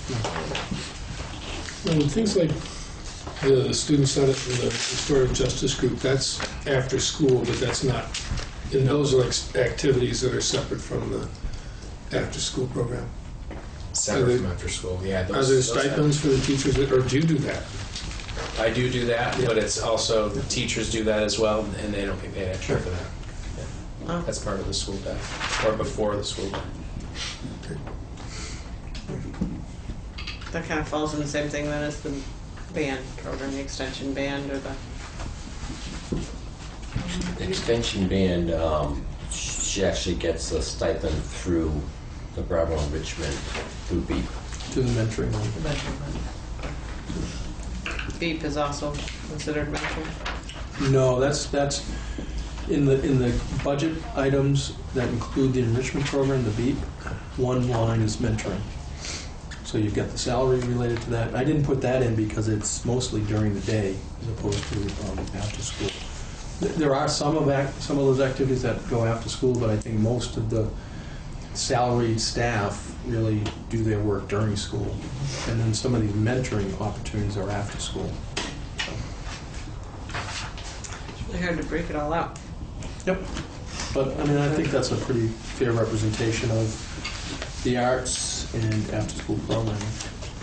So it's, and again, I think what you saw last meeting in the forum shows all of the wonderful opportunities that we're able to provide, and here's the concrete numbers for much of that. Not all of it, but much of it. I think the other number that would be helpful is the number of students that are involved. Yeah, which we get on a monthly report. Well, yeah, but it's hard to get a total because the tutoring, there's a number for Monday and a number for Wednesday and a number for Thursday, and are those repeat students or different students each time?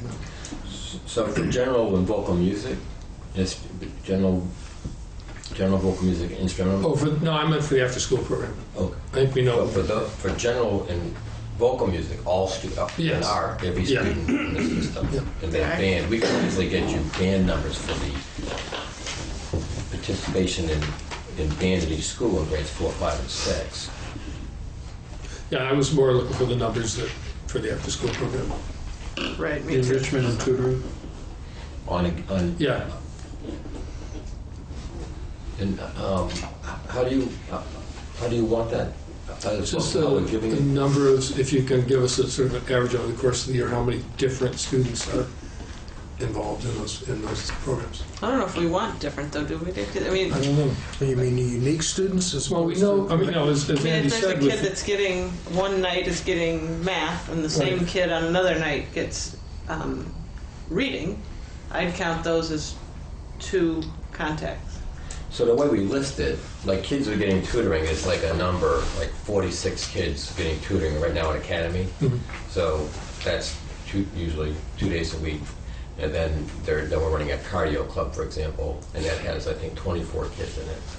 So they're separate, distinct kids, Yeah. the way it's listed right now.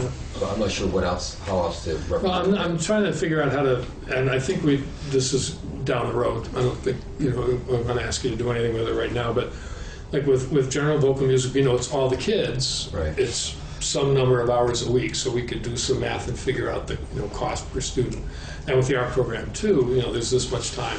And I just was wondering how we could quantify in the same way the number of students served there, just to kind of get an average cost per student. And I'm not sure it would do us any good or if it would be helpful anyway, but it's just interesting to know. Or to say It might be. 600 kids were served in after-school programs or something like that. Exactly, that's kind of, and Yeah. for me, 600 kids can be because the same kid got two things, but then it gets complicated because a lot of kids are going to get more than one thing. You're going to come up with a number way higher than the number of kids that are actually in the school system. So it's relatively easy. I think I did it quarterly last year, and actually did it at each session to give you what the average cost per student hour was in those programs. And, It was like $16 or something. Well, the average is last year was under $12 an hour, and it's going to vary. So if there's 20, so if we're paying the Academy gym teacher Matt Johnson, right now he's doing a cardio thing for kids grades 4 through 6. I think we've got 24 kids. We're paying him $30 for that, and he's got 24 kids. So it's simply dividing Yeah. 24 into 30, and I get, you know, and then we look at tutoring. Well, there's 3 kids in a group with 1 tutor for $30, and they kind of put that all together and come up with an average number to sort of just give you an indication. It says, you know, to me, it says we're getting a lot of bang for a dollar. Yeah, I don't think there's any question about that. $11 an hour. But I think that's where I'm going with it, Andy, is being able to somehow, if this comes under attack in the budget, to be able to quantify it and show that, yeah, we're getting a heck of a lot for our money. That's that. Exactly. So can we make a motion to? I just had a real quick question. I've never seen it before where somebody says, please do not contact one. Is that On the reference? Yeah, if they're not, That's if it's, yeah. Okay. If they, Until I there's looked into another- that. And then in the process, you do find out who you need to talk with and confirm. just curious? I did follow up on that. So anytime we hire someone, we do a fairly thorough check on references. Yeah, no doubt. Okay, so I'd entertain the motion. so move to hire Kim Breton. Kim Breton, in 4th grade position at the academy. Any discussion? All in favor? Aye. Opposed? Motion carries. Thank you. So I'm going to keep moving. I wonder if we could pick a couple more to do the same thing with, maybe foreign language or technology or special ed or... Yeah, I think I'm going to have him do that as part of the budget development because he's getting pretty close to getting the forms out to the principals and then putting that together, and then as we develop the first budget, you'll start seeing that. And, yeah, and it's probably kind of a busy time to be adding anything to his plate. Yeah. It is. Yeah. So speaking of his plate, the Energy Committee, we're trying to get a meeting together, and I'm going to throw out 2 dates for the 3-member committee. Frank is asking if you could do it either on November 18th, I think that's a Monday. Does he have a time of day? Yeah, 8:30 in the morning. So the 18th is a Tuesday? Okay. 8 o'clock? Yep, I can do that. 8:30. 8:30? What's this, or? Yeah. Everybody? So 8:30 on the 18th or the 19th would work for him. 18th is fine. 18th is fine. 18th? Okay, thank you. Did that first, try. That was easy. Nobody else? At the Central office? central office? Yeah. And I think you all saw an email that he sent out. Yeah. Yeah. Yeah. Didn't get a chance to read it today when I saw it. It's there. And I think that's all I Sorry? didn't read it yet either. Okay. So I'm going to, later on in the agenda, it's really under my report, school improvement action plans, the discussions that we've had on that. And I just want to share a document that we used in June for the basis of our review. Thank you.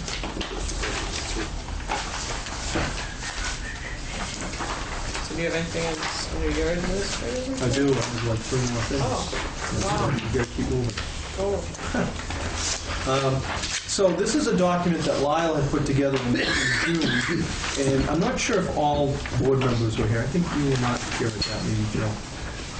But what we wanted to try to show with this document is how complex the action planning process has become. This one, did you Yes. just hand it out? Yeah, I think we got the plans too, I think at the same time. Yeah, you did. And we don't have those for tonight, and I'll explain that whole sequence. But, so, you know, the whole action planning process now has become the continuous school improvement process, and that's where that first information here is presented with the Green Mountain Star presentation. And so these are the requirements that are part of the action planning or the school improvement process. And what I'd like to do tonight is just highlight some of the areas where we think that parent involvement, possibly community involvement, certainly student involvement is part of the planning process. It's not really typical that you'd have an action plan team where you're going to have parents and community members and students as part of that team. But in the process, there would be areas in the plan that you're going to share with the parents, get their input, and kind of help formalize the plan or the continuous improvement plan. So Mark had, I think, a good example in terms of his parent PTO group, where you have, what, 20 members at the last meeting? Yes, about, And, yeah. you know, so in this action plan process, or in this school improvement process, there are things that you're doing with the parents that are going to be part of the feedback to inform your planning. And just remind me what, I mean, the topics that you mentioned. Well, for each PTO meeting, like a school board meeting, I'll provide a principal's report. And what I try to highlight in the report are things that we're working on as a staff that are, you know, big principles of our action plan. So the main topics that we're focusing on is trying to move in that direction. I'm communicating that with our parent-teacher group at those PTO meetings, so they're able to you know, hear what's going on and then also provide feedback. And I'm certain that that's happening in each of the other schools in terms of you know, your parent group. And, Sure. in terms of student involvement, one of the things that I think about is, and I'm going to hit this on another topic as well, is the whole social competency work that we do.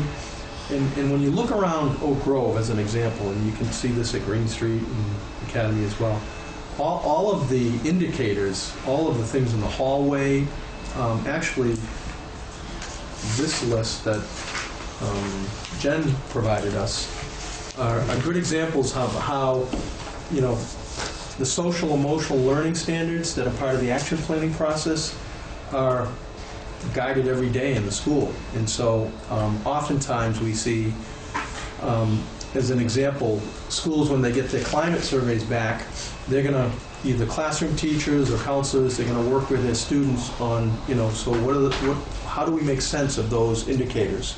And then work with the students, get feedback from the students, engage the students in these areas to help guide their work, and actually, again, related to the school improvement process. So, you know, it's a pretty involved process. I don't know if you want to speak to any of the things that we talked about last June, but the second page, as you get into the high quality instruction, you can see, you know, all the things that we've talked about in the past. And we've identified the school improvement indicators that, you know, under the comprehensive assessment system, these are standards that we pay attention to. And quite frankly, that area in this section, we're going to be looking at with the forums at the next meeting. That last bullet, principal to share some of the highlights of their action plans, they did that in June. And as I look at our work plan that you developed in the goal setting process, typically in the spring, we will bring those action plans for more detailed review and then approval and that sort of thing. So I guess I feel like there's a really good way to involve the different stakeholders in this process. And I think we do that. The only thing I'd like to add is just a reminder that all Brattleboro town schools are Title I schools, and as a Title I school, we have the responsibility of making sure that there are parent involvement activities. For instance, the one that's happening here with the curriculum and harvest night. And at each school, there's a teacher, a Title I teacher, that acts as the liaison between the parent group and the school, so that there's always that flow of information going, so that we can find out what is it that parents are thinking. Here would be some good opportunities, and then they can also bring information to the parent group.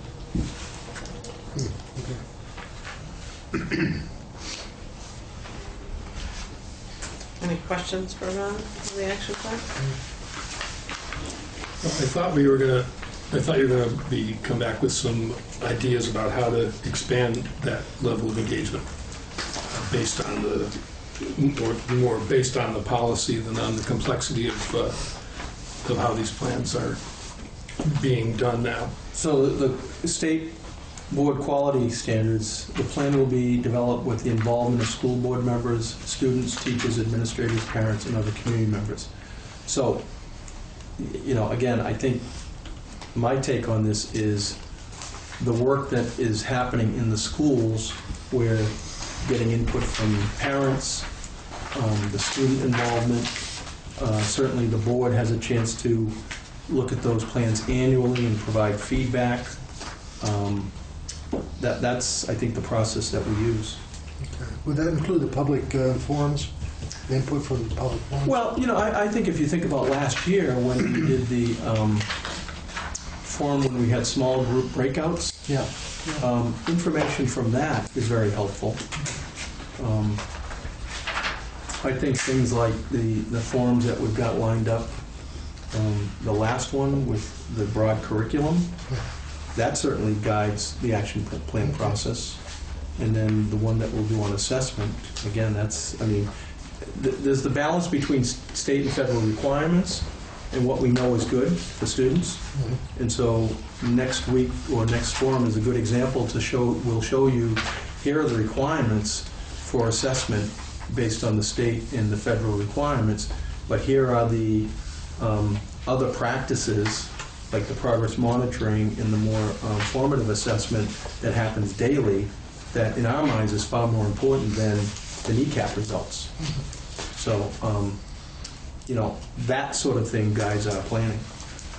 Okay. But there are, as you can see, there's a lot of requirements that we have to follow.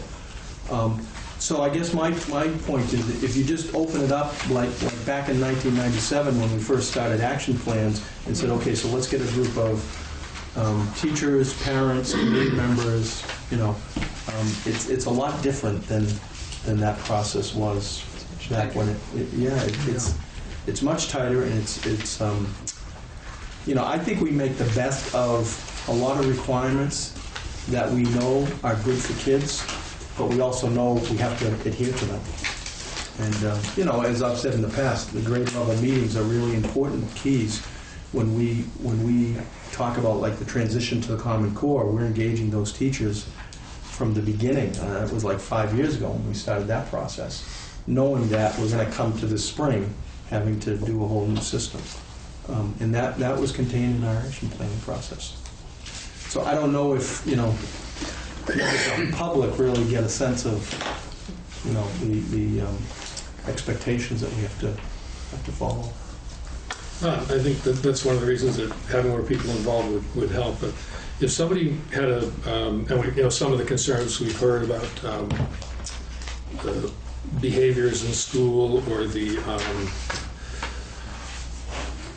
differentiation or the use of data, or whether we're doing enough with critical thinking skills, or whether we're too programmed, or what our assessments are like. If people had those concerns, how could they find out about this or be involved in the process of developing that or influence that process? Well, from a parent perspective, we would hear that, and I'm going to actually pass out the parent surveys that we use that would show that sort of thing. From staff members, we work with staff all the time, related to those issues. Students, I just had a session with a group of middle schoolers, and their suggestion was half days on Friday. I'm going to endorse that, but I'm sure they have lots of suggestions. not quite. It's a good idea, though. Yeah, you gotta give them high marks for Is that my child? What's that? Was that my child? I know, I'm wondering which one. It's his group, but he endorsed it. He gave the thumbs up. Sure he did. So, if there's more questions about this, obviously we continue to work on this, and again, you will get updates along the way. And again, I think these forums are good chances to, I know you probably have last year's action plan that was presented in June. That's a document that you can probably keep with you in your files as you come to meetings and say, okay, so I see how this ties in, and hopefully the public sees it. So this is our latest parent survey, and what we do is in the fall with the parent conferences distribute these surveys, and this I think is a really good indication of getting feedback from parents in terms of the academic areas of safety, and again the social competency areas, community, and then, the responsiveness of the school office, the principal, the teacher, the counselor, the nurse, communication, and facilities and grounds. So I think this is really helpful information that when we pull this all together by school, it's really good feedback for the school. And then when we collect it as a district, we use that information when we did the school information night last March. And you could see, I didn't bring that with me, but I think you can remember the real positive responses that we had from this process. So I think this is a really valid way to gain that sort of feedback. And are these completed at the parent conferences that are coming up? So you get almost all of them. You get A lot of almost them all are, back. they're handed out to take home when we get them back. And you get a pretty good percentage back. We have them back, yeah. Okay. So these have already gone out No, it's going to be during the conferences at the conference? next week, right? Well, ours went out this week, Okay. and then we'll follow up with folks at parent conferences if they didn't fill it out yet. Going out shortly. You should offer a Grovey to the kids whose parents return it. There you go. Parent responsibility goal. And we're going to keep moving. Yes. Butter break. Right over to Andy, mine's done. Did you say you give it butter brain? You turn it in as Oh, that's a $12 item. I'm not giving those away. I might bring, actually, no, we've got raffle so much. ticket Maybe to I'll win make one. one night and bring them in and see if it does have some sugar there, Andy. And this is more just information that is kind of relevant to the discussion that we've had.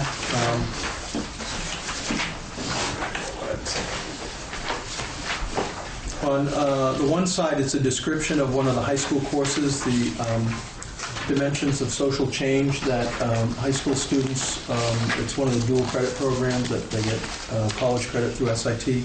This year we have 16 students involved with that course. They're all getting graduate college credit, which is really cool Which is the high school one? at the high school level. Only 16 kids? It's in one section, one course. Oh. Yeah, that's a lot in this program. What Steve mentioned earlier about the asset development work, these social competencies are from the asset development, and these are the competencies that we've been focusing on for the last 5 years, thinking rather than the 40 assets, we really want to focus in on these areas. And what I thought was really nice, again, is when Jen presented this information, one of the things that I work with this class, and I have to constantly remind the high school kids that there's an awful lot of good things that are going on in the schools with the students and their teachers and their leadership and counselors.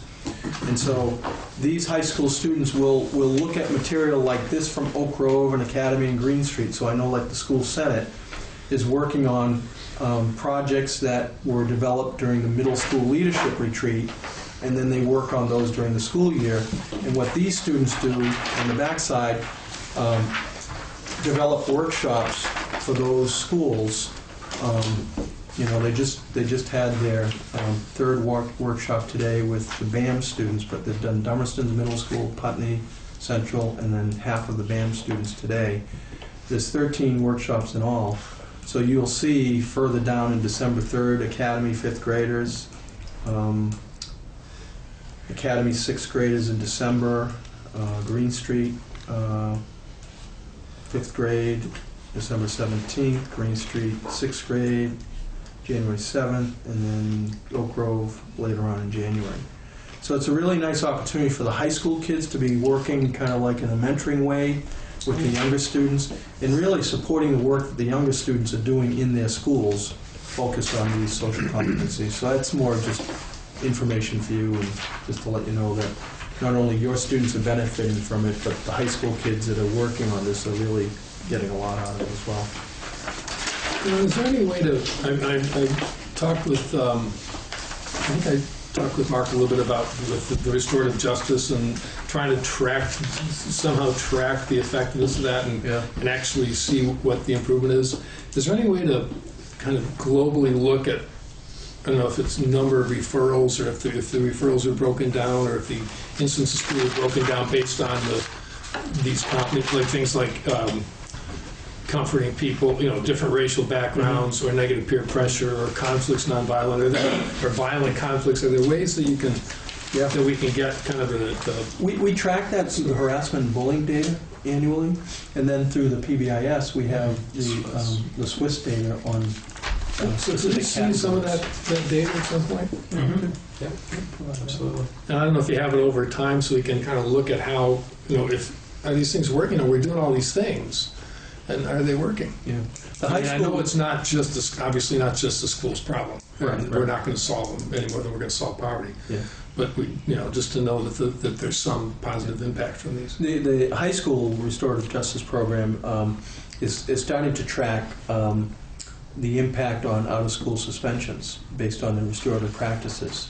And so that's something that they're just starting to track, so that's something, in the future that we could probably get some information on. But I think the Swiss data and the PBIS stuff is something that we can look at, along with the, when I give you the action plan, which I think I did recently. The SU plan? Yeah, Yeah. there's a lot of that data on the left-hand column of the action plan. I don't have that with me, but it has the harassment data and bullying numbers, and it shows the progress, which is pretty encouraging. And then when you look at the climate surveys, which I think we looked at last spring, you see, the improvement in those areas, So, we can bring that stuff back as well. Again, when I look at our work plan, we will typically look at the student action plans in the spring, because we'll distribute those again, February, March, that time frame, to get those results back.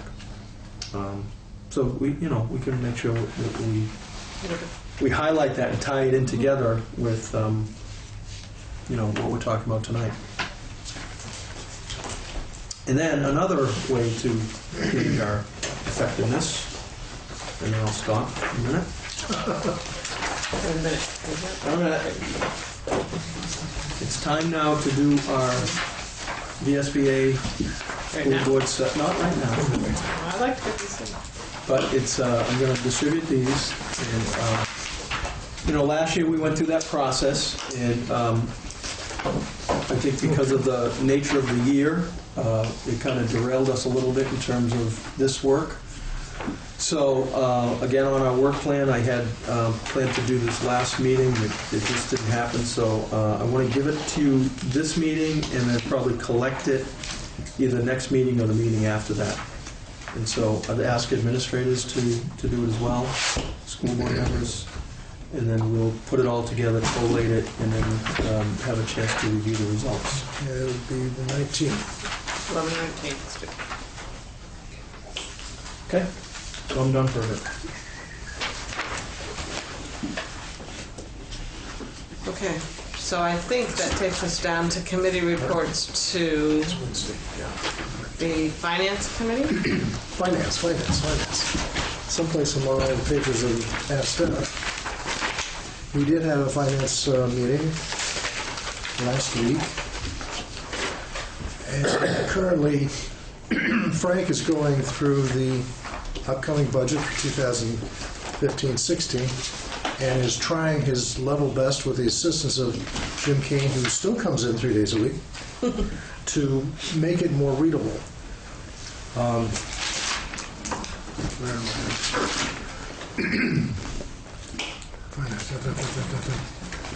Okay, they're still working on the supervisory union assessment methods to the various districts, and approaching the budget using level services assumptions as well as some level funding assumptions. So it's all in the formulation stage right now. One of the initiatives that he is considering is extracted from the budget was $1.7 million out-of-area placement for approximately 37 students. And he is looking for an in-area alternative that may be a money-saving. Is that SU-wide or is that us? That's SU-wide. Some of the out-of-state or out-of-area sites currently are the Community House, Brattleboro Retreat, Kendall Farm, Cratchit Mountain, that type. Really? What, more? Yeah, A new, more readable format. And the notes are buried someplace in this, hopefully, here it is. It looks a lot like the old one, but I haven't got anything to pass out.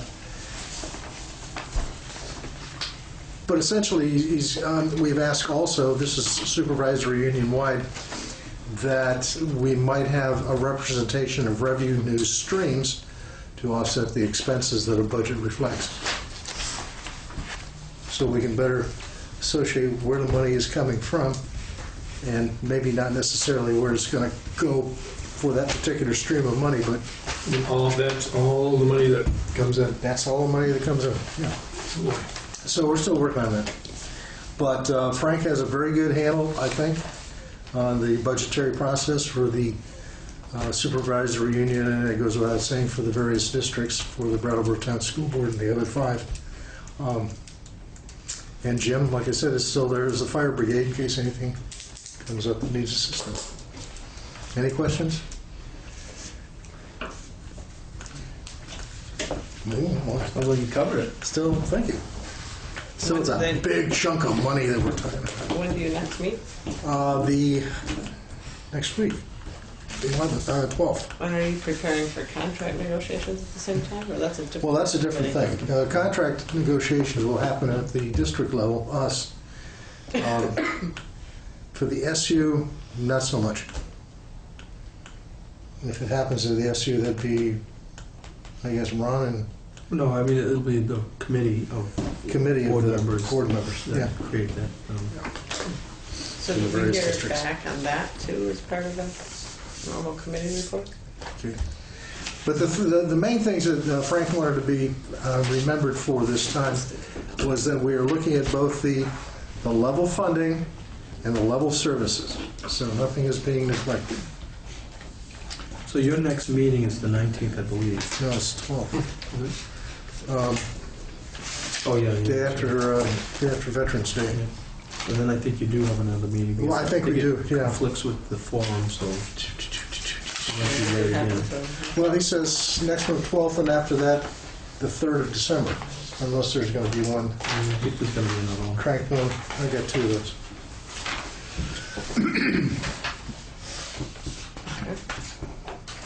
Yeah.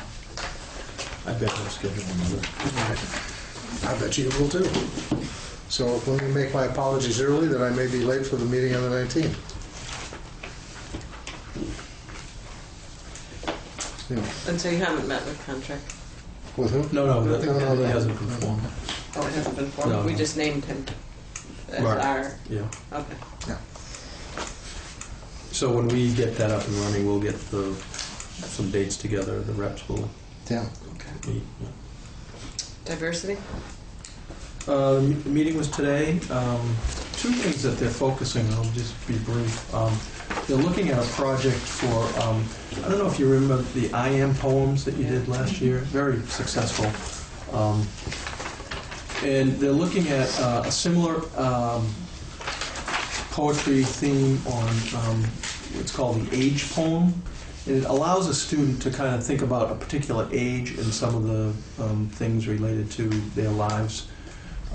It's been created by a person named Sandra Cisneros, and it's really great in terms of looking at diverse cultures and cultural competency. So the committee is going to start putting some things together for the principals and the committee representatives to share in the schools to start thinking about an activity which would culminate probably sometime in January or February, much like we did with the I Am poetry. So we'll keep you posted on that. And the other thing is that we're planning a dialogue at the Boys and Girls Club that's going to happen next week, November 12th, in the early evening. Right after the Ferguson incident that happened in August, where the student Michael, or the individual Michael Brown, was killed, I was at a meeting with the then to become the new police chief, Mike Fitzgerald, and Michaela Sims, and we talked about, the impact of that event on the Brattleboro area, in particular students of color. So we've organized a dialogue at the Boys and Girls Club. There'll be some dinner. We're encouraging a good number of students to be there. Michael will have himself and a couple of officers to just talk about those events and, you know, from a student perspective, how do you feel about being safe in the town? How do you feel about being confronted by police officers? For officers, in a world full of prejudice and stereotypes, how are you able to do your work?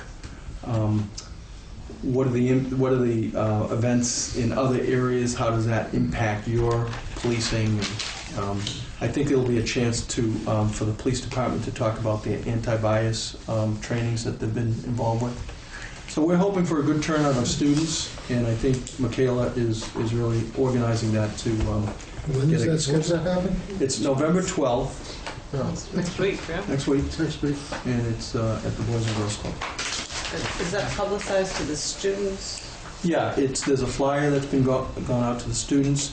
And quite frankly, it's probably middle school and high school.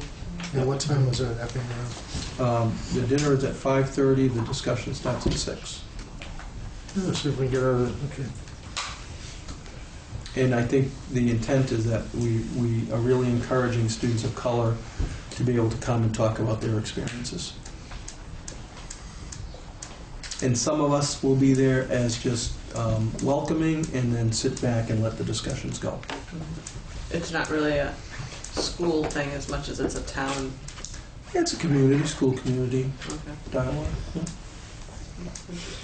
Was there any talk about LGBT including in that, or is it particularly around race? Yeah, I think it really is a focus on students of color and their experiences. But I think other topics will come up. Who's the main moderator?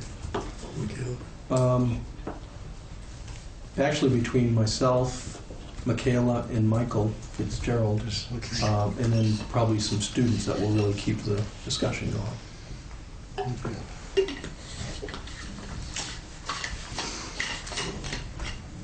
Okay. So I believe that finishes committee reports. You want to say anything about the VSBA conference? I wondered whether we have a long meeting going, but Dave and I went up to the conference and Ron. There was a lot. I think I spoke a lot with my family about the main speaker and a lot of thoughts out of that. I don't know really anything to throw back at people except to say this one was probably one of those that was really more thought-provoking. Yeah. Than anything really concrete for me. In terms of what kids are facing, what the world is. I mean, one of the statistics he pointed out, and he was, I mean, he's not a salesman, but he used the numbers that really hammered his points. Examples and anecdotes really hammered his points. But he pointed out that between drugs, obesity, and lack of academic ability, 70% of military age qualifying people can't pass the ASVAB. They can't serve the military because they don't have the academic skills. And and they're ruled out because of all those 70% couldn't enter the military because of obesity or the ASVAB, right, or the drugs or incarceration, right. But overwhelming largest percentages that can't pass the test. And they can't. GEDs no longer qualify. Yeah, they don't accept the GED. So that if someone had that, they were also eliminated from. So that's kind of the scope of how he was, or the frame that he was presenting the problem in. I think the two things that stuck out for me was he said that in terms of school boards, because it was obviously School Board Association, that 75% of our meeting time should be spent focused on student achievement, and not all the other things that we talk about. And he also had this 20-day plan where basically every month, I don't remember the details off the top of my head, but basically chose, we asked the administrators to choose targets. Take the action plan basically and Yeah. break out and say this is one item, say, on your action plan, and that you would pick 1 or 2 or 3 at the most, but not very many, and say this is what we're working on. This is what we're going to do in the next For 20 days on this thing. And then you would come back at the next meeting or once at each meeting and say, it would take our reports ideas that we have and make them even more honed to here's an action plan, here's a student achievement, here's what we did for 20 days, here's what we got, here's the next 20 days. So about the time you get those forms reconciled and everything, they're all the same. Well, watch it change. No, anyway, those are I think the overall message is we should be looking at student achievement. So I think we're going to, gradually, I think probably want to move that way. That's interesting. And I think we do. And it just confirmed for me the things that we are doing. And there's some areas that obviously for school improvement that we always know we have to Yeah, but particularly in terms of the model schools examples, that a lot of the characteristics he talked about, we already are well underway in those areas. Yeah, there were quite a few moments when the 3 of us said, oh, what? Check, and we could feel good about things that he was saying he was doing. The one stat that sticks out that doesn't have anything to do with elementary school, I guess everything leads from elementary school, but that I'm still mumbling in my head about is that 4% of all people who started in receiving Social Security benefits were still paying off their college loans. 4%. 4% of people who started to receive their Social Security benefits last year still had college loans that they were still paying. Does that include like Social Security disability or aging out? He paints a lot of things with broad things, so it could have had some It's disability. got to be both. I would think. But yeah. It was still striking. It shows you. I mean, that was one of the other really broad stroke things that I'm still fighting with in my head with his 70%, and he said it was kind of Lisa Rice that was presenting, was rapidly heading towards 80%. And then he extrapolated from that those folks would be working in jobs that don't pay a wage that's sustainable for a good enough wage to not be pulling in from other social benefits. And so then he extrapolated that therefore 70 to 80% of the kids that were graduating are automatically going to be receiving some sort of assistance. And I'm not sure I completely followed that and agreed with that. That was speculation. Did he give us a figure as to where he thinks it is right now? Well, no, according to the Army, it's 70% right now. And he said because after that he went into a room and sat and listened to a bunch of business people. And they were saying, well, if you think the Army doesn't want anything, we do. They were going on about how kids are not prepared. And he was talking about how, what's the goal of first grade? To graduate in second grade, to third grade, whatever. And to move them forward, what's the ultimate goals and where do we have them actually ready? And he had some very anecdotally interesting, really compelling stories about things like, well, when you're standing there and looking at your child about to get married, and do you really care about what they got on that test and the college GPA, or do you care about whether they're good people? And are we right to what you were talking about with the Grovies and we do a lot. And it was one of those areas of check that we kind of look into. Another check off is which is why I asked about the poster, is that one of the slides he left up, I think the longest, were the 8 principles. Yes. I think, and they're all, responsibility, caring for others, all those kinds of things. The things that really matter in your life, the things, much better, much more than how good you are at algebra. And and there was something else I was going to say about that. And that if you post it and track it. And that if the place you saw those concepts or those values most prominently were the Constitution.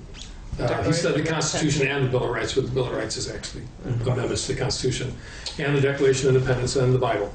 And the Boy Scout. And the Boy Scouts and the Girl Scouts Creed. And they had manipulated those to see what words came out the most. That's right. Anyway, we could probably talk for a very long time about it because it was a very interesting thing. Unfinished business. I guess I want to start with goes right into planning for the next forum, but just to follow up with folks on how we thought the forum from last time went. If there were any comments from anyone that things we want to share? I received this, and I guess, Peter, you received it also from this person who asked specific questions. Is the form that the No, next Kim form did. will take? I did. You didn't get it? I have it as well. I did. Okay, Kim got it. Okay, me too. So I guess we'll just share. Oh, all right. Give it to You everyone. wrote it too. But We haven't seen it, right? I don't know if you were on the list or reading, not, it's but just, it's. I don't know. It's just reading, there's just a comment on how the last forum was and what format, this is looking ahead to the next school board community forum, what format will be used. It seems that the last forum had no opportunity to ask questions other than to individually visit various program reps. Will this next forum use a format where dialogue is encouraged? And he said that he tried to get neighbors and colleagues to come to the last one on the nice stuff, but the perception was that it was only to put the least controversial aspects of our schools on display. No one was interested in that approach. There actually are questions related to all of these nice programs that could not be asked or answered in that format. I hope the meeting on 11/19 will foster dialogue in order to illuminate how high-stakes testing and data-driven assessment has impacted our school. Yeah. And I followed up with that person actually and asked specifically what was he thinking. And his comment would be that he thought the format that we used in January allowed many viewpoints to be expressed. Smaller groups discussed different themes and then presented back to the whole. And the questions we posed are ambitious, so he thinks reaching out to teachers, present and former, would be essential to begin discussing these questions. If it's simply a formal presentation on the test and then the discussion will not take place, there needs to be a basis in reality for the discussion based upon actual practice, changes in schedules and curriculum. Do we know who that person is? Well, one of the things that they mentioned is the people weren't interested, and I don't think that's the one thing I wanted to comment about, because the turnout was really low. But I wasn't surprised by that, because we really haven't done this kind of thing. The community in Brattleboro, there are a lot of people that are very involved, and then there are a whole lot of people who aren't. And I think what we're trying to do is gradually and bit by bit change that. So this is why we did early outreach, and we're going to do a later outreach. And I'm going to ask you to make sure the school newsletters that go home, the next time they go home, that they have it prominently featured, so parents see it. I think as far as I didn't write back or respond to that because I didn't feel like I could answer it until we had heard until we talked about what was going to happen. So Right, that's I think- my response was basically, we're reviewing this and planning at Wednesday meeting, and did you have specific thoughts? And so that's what he gave back for thought. So would you like me to talk about? Sure, let's Okay. do it. We can jump ahead, unless there's any other. Just at 1%, we're going to put that off until the 19th. And I guess the comment about, Get to the 19th, huh? yeah, Oh, yeah, it'll be. we're meeting at the Yeah. first part. Just a general comment about the forum. I think we said at the end, we really appreciate all the people that came and presented some really great information. And it was great to have BCTV there because she actually interviewed each station. And so they the came up public well. can really get a sense of that. And the other thing is it just shows what a broad curriculum we have. Also, the link to that video, the BCTV put that part first when they edited it, rather than our business meeting part first. And the link to that went to all the town reps and to everybody that subscribes to the Chamber of Commerce email newsletter. So we have some ideas for the let's go with that. upcoming one on assessment. So right now, we're developing a PowerPoint, we being Ron, the principals, Brian Bittner, Paul Smith, and myself. And mainly it is to give information to the board, to the community, about those questions that you had listed in the description of what you wanted the form to look like. So it'll be an overview of what are the different types of assessment. What is summative assessment? What is formative assessment? Screening, high stakes testing. What do all of those things mean? We want to talk a little bit about the actual amount of time that students spend on assessment when you look at hours in the school year and hours spent on assessment. We're hoping to include some of Rebecca Holcomb's information about a balanced accountability model. I've contacted teachers to ask to send us some samples of different types of assessments that would be used so that we can show you those. And then there'll be a quick overview of like the last 5 or some historical data. And it's very impressive. Historical data of math and literacy. based on NECAP scores or Based based on other scores? This will be mostly based on NECAP, but when you see the description of all the different types, you'll get a picture of other types of what it looks like also.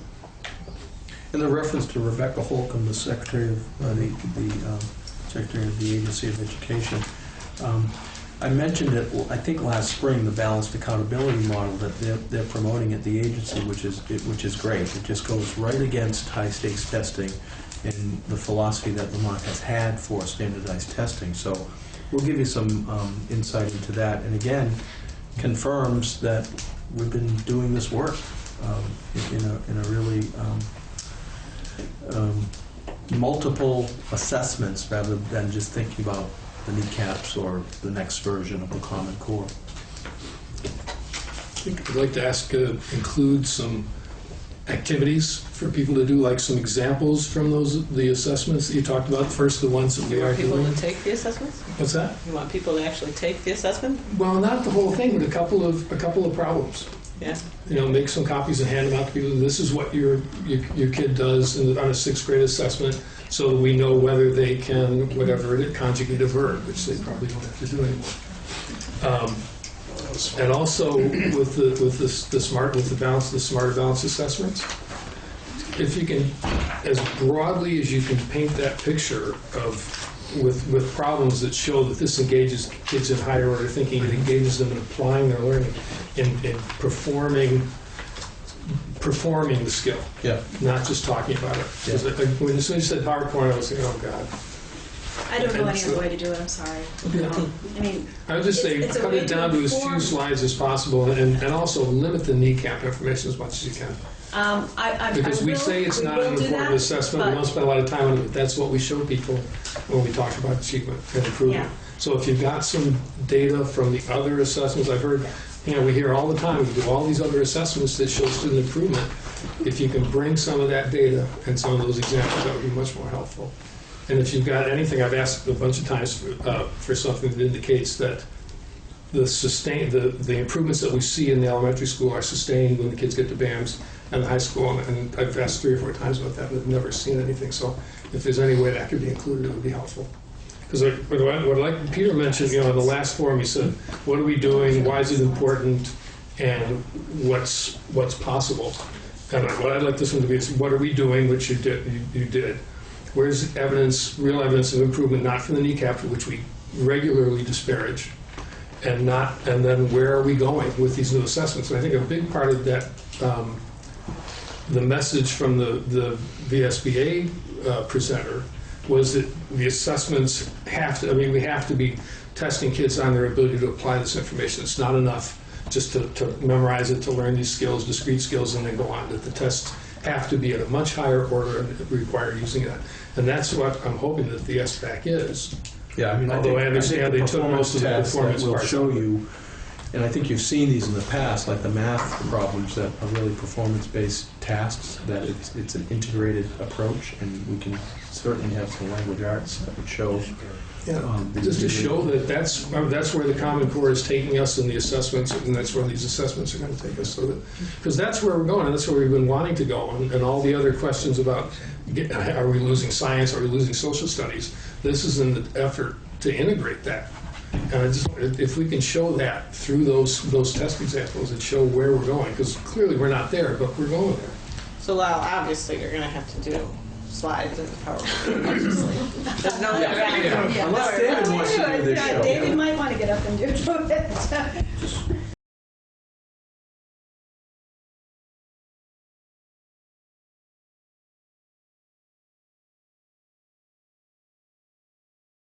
Assessments, unless the student has some special needs, are formative. They're used to help teachers alter their instruction to meet the needs of of the kids. That's what I'd like people to understand and send examples of, Right. see how that works. And we can do that. That's That's part of our plan. right. But I just want to say that, I think we as educators, like, I don't disparage kneecap results. We have we're not necessarily comfortable with the consequences of No Child Left Behind in terms of if you don't make AYP, there's school-wide consequences and so forth. But in terms of the results, I mean, I think we've taken great pride as a system in the growth that kids have made in Bratt Town, in our system, based on the kneecap results, which is measuring some standards in math, science, writing, and literacy. So where I think most educators really disagree with perhaps the amount of the mandated testing or the consequences. But in terms of the results, I think we're very proud of those, and those are indicative of the kind of the work that we've been doing and the kids have been doing. Yeah, I think I would rather see the nuts and bolts of what happens in the classroom. If you think about what the report we got of the science kneecap this year is that they tested what we don't teach. So there's that problem. You don't get any individual, well, you do get some individual information from kids, but it's not helpful in any way. And the whole number can be skewed. If you get a couple of kids that come in just before the tests are given and they haven't been in your school, then they're not measuring the kids in your school. I mean, it's so problematic. That I think it's fine to say that with the limitations of this test, we've shown real growth, but this is what we're really doing. We're working with these kids, and we're working with their skills and their abilities, and we're working with every single one of them. We're not looking at this aggregate. Because even though the national test is even harder to disaggregate or get any useful information from, but What's the other test that we hear that Vermont comes out so high The on? NAEP, the National So we do that. National Assessment of Progress. Why did you say we're not doing that test? We do that. we do it. But what, every year. Andy, what were you just referring to then? Does the A name? summative assessment will give you data, results on how students have done, like summarizing their entire 4th grade year, or 5th grade year, or 6th grade year. NAEP is sort of a summative assessment, but it's not administered to every student every year. In fact, It's more of a summary. We don't get the individual student results. We Right. get the school-based results. and that's only like this year we've been selected, and it's every other year, we're doing 4th grade science at Academy. So only kids who are in 4th grade will submit assessments and it's only in science, and then we don't get student, school, or district results, you only get state results. And the good reason why we take that is the only national indicator, and it shows that Vermont standards are very high, and Vermont is always in the top tier nationally, as opposed to kneecap or Smarter Balance, where we have these artificial benchmarks that when we have high standards and we don't make that progress, that's where we get into the failing school syndrome, and that's the thing that we rail against. But in terms of, I agree with Andy, in terms of the accountability and being able to look at a student score and then look at the progress monitoring with the formative assessment that the classroom teachers do, and then say, okay, so these are the interventions that we need to give these 1st and 2nd graders so they can get up to reading skills, because otherwise they're going to drop out of school. The research is very clear that kids that are not reading by the 2nd and 3rd grade, these are the kids by 9th, 10th grade, they can't get the credit, they drop out. And we can show you the dropout rates that are very impressive for BUHS that indicate that in the college credit that kids are getting at BUHS, that indicate that the basic work that's being done at the elementary level is really paying off for the older kids. So my only overarching thought about this is there's perhaps 2 target audiences that come to this, and they are somewhat different or largely different in their comprehension.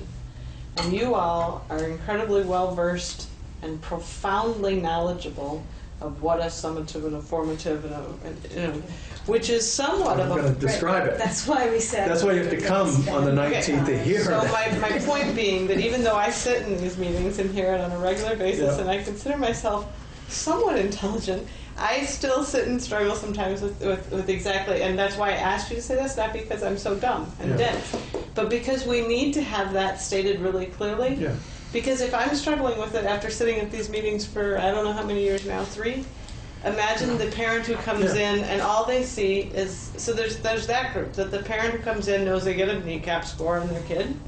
They've heard that Vermont does well vaguely somewhere in the air on some test, and they really want to know, basically, is my kid, do you get test results that show that my kid really is learning something here? I mean, that's the bottom line that a parent cares Yeah. about. And I think So that's there's what we're that going to do is audience. describe those sorts of assessments Exactly, in and detail. I think what Dave is pointing out, those types of things that are really, they come to life when you show me, here was the exit ticket that you talked about, or here's the test, whatever mumbo jumbo, formative, whatever word it is. So the other half that could possibly be coming to this are what I think this writer referred to as former teachers, current teachers, who are concerned on a much different level. Mhm. So I'm wondering how to deal with that at our forum, because I don't think we deal with it. I think we present what we do and take comment and, you know. well, so what's Talk the rest about of the those evening? things. Lyle, we're going to have presentations, and then what was the thought? How are we going to break out? Or are we going to? We were not. We were going to give you samples of assessments. It sounds like you want to do assessments, so we'll build that into it. But between making sure people understand what the different types of assessments are and having samples, and we were hoping to include student work samples, and it would be in a PowerPoint. And then doing some, I don't see where we'll have there'll be time for some questions, but other than that, I don't see. Well, that's because gonna what be we good. publicized here is what have the tests narrowed what is taught? Have they led to changes in teaching? How do we balance exploration, particularly at the early education age, with the required subjects? What is Brattleboro's answer to balancing the requirements with what we want for our own children? Here all about which tests and assessments are given to children and at which ages and at what points during the year, and what is federally or state required, and which assessments are done because teachers feel that they help guide their teaching to specific students. So I guess when I read that, when I wrote it, but even when I read it much later, a year later, I think of that's going to be a little bit of explanation and then discussion about have the tests narrowed what's taught and have they led to change in the teaching. So it's beyond just explaining the test, but showing the answers to those other questions and letting people who come discuss that perhaps in some way. Or was that? I think the use of formative assessments is one of the ways that they've changed teaching, and for obviously really good reason. I think if you can think about it as if I know adults learn differently than kids, but if you think about it in terms of you want to give all this, if you want these people to really understand this information, if you were teaching it to 6th graders, what would you have them do to really understand that information? You want them to understand the difference between long multiplication and the way that kids use manipulatives now, or a formative assessment as opposed to a rote test, and all the other things that you know about and you're really close to and understand really well, and most people don't. And then they have the misconceptions that all these things are happening and they're bad. Or we don't understand them and we don't trust them. Okay. Well, if nothing else, We're going to work really. I know we're going to spend a lot of time getting people to come and really getting a good turnout, and it's a great opportunity to showcase how these changes have actually benefited. Yeah, I hope that it doesn't sound like I'm saying that we think that the testing is bad or that the assessments are bad. I mean, personally, I'm quite convinced they're very good. Mm-hmm. But I don't want us to have a forum where people don't have a chance to talk and they just feel like they were told. Yeah. We know what we're doing, this is exactly why. I want somehow to have people ask questions and feel like they can have real answers. And again, I think there's going to be two levels of concern. There's one from an educator perspective that perhaps former teachers, current teachers, or people that are very involved in deeply understanding this. And then there's the parents who just want to know, is it working for my kid? Did you take away a bunch of recesses, and did you because of these tests? Did you whatever? The bottom line, really nuts and bolts stuff for a kid. Well, the email you read is an indication that even teachers don't understand because Vermont doesn't do high stakes testing. So, we say high stakes testing, we don't do it.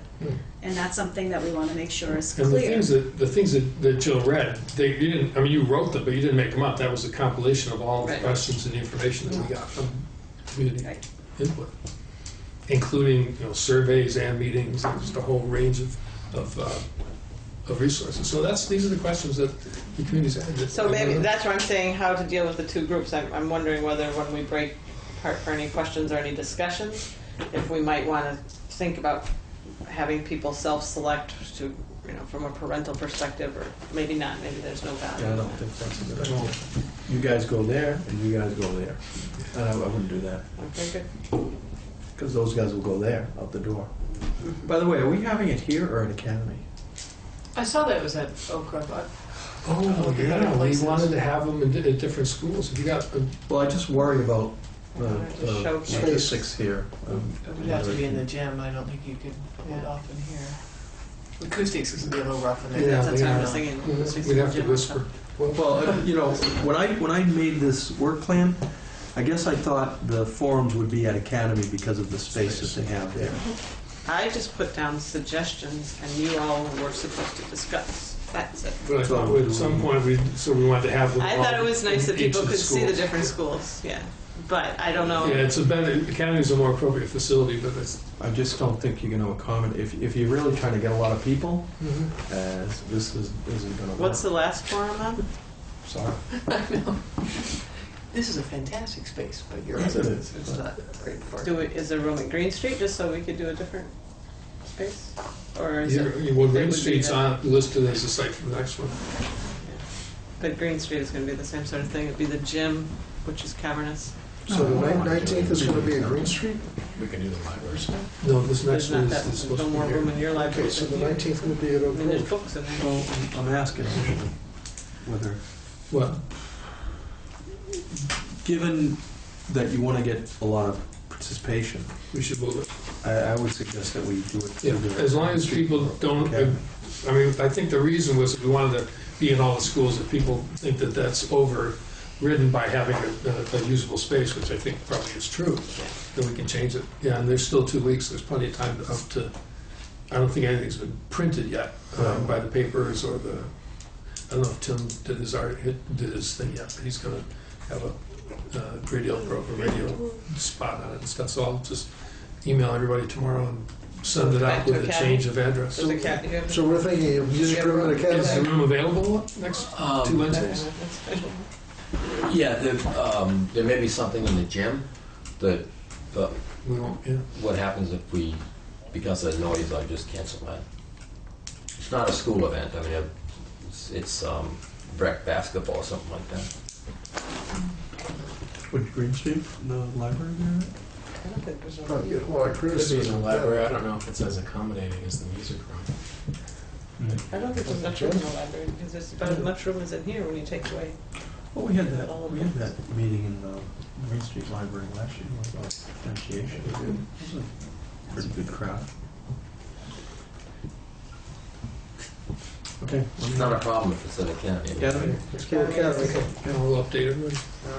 Okay. Any other thoughts on the forum planning? Do we have a time limit for public input? Is this going to be structured, or are we going to conduct this?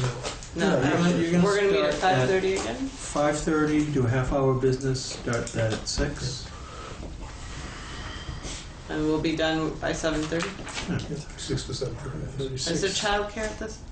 Did you have childcare last time? We didn't. No. Okay, then that's, So the meeting starts at 5:30? Yep. All right. yeah. So it's half hour later than the regular. Okay, so you've done school improvement action plans. we're postponing 1% request. You guys are going to send them to us anyway, right? Yeah, you're going to get them before the 19th. And unless anyone has, oh, I have something. And I have an executive session that I need to. Did you all get this information from Beehive, or are you getting these things in by email? Yes, right? So just, we're aware that there's discussions going on about life insurance. And for the next agenda, then is the last thing? Yeah.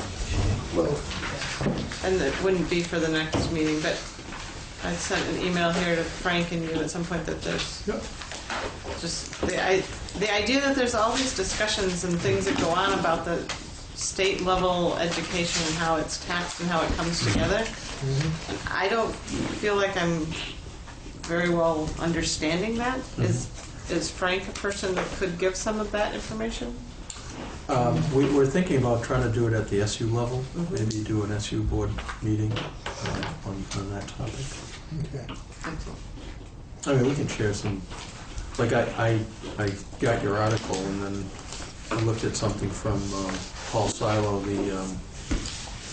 what's the name of his group? Assets. Institute. I would encourage all of you to look at the Assets Institute, Paul Silo, because it's a lot clearer. Yeah. It's a The lot one that was clearer. printed today, or you mean in there? No, it was just recently. It was like yesterday. Paul Silo? Philo or CILO? CILO. See. Yeah. And it makes it very clear about the property tax issue and school funding. And he's a really good person that you can rely on.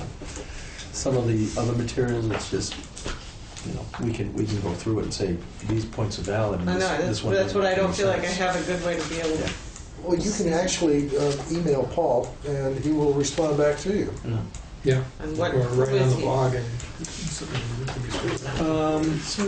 was actually a state legislator when they passed Act 60, and he was the proponent of the income sensitivity aspect of Act 60 because it just made it more reliant on income tax versus property. And those are the issues that he talks about, that it's you know, rating the ed fund, not funding the education funding as it was supposed to be by a percentage, and some of the other issues. That article that you sent me ignored the per pupil cost issues. The you know, schools that have 5 to 7 kids per class and the teachers associated with that cost. So I would encourage you to read high school classes Read the one with that just 7 and came 9, with, so we're among them. Well, yeah, but no, when you look at the average classes at the high school, they're 22. So you're always going to have an AP class with 7 kids in it. You're always going to have an advanced foreign language that is actually matched with the next proficiency level. So you have 15 kids. But when you look at when an average at BUHS of 20 to 25 students in a class, as compared to a small high school of 250 kids that have most of their classes at 7 to 8 kids.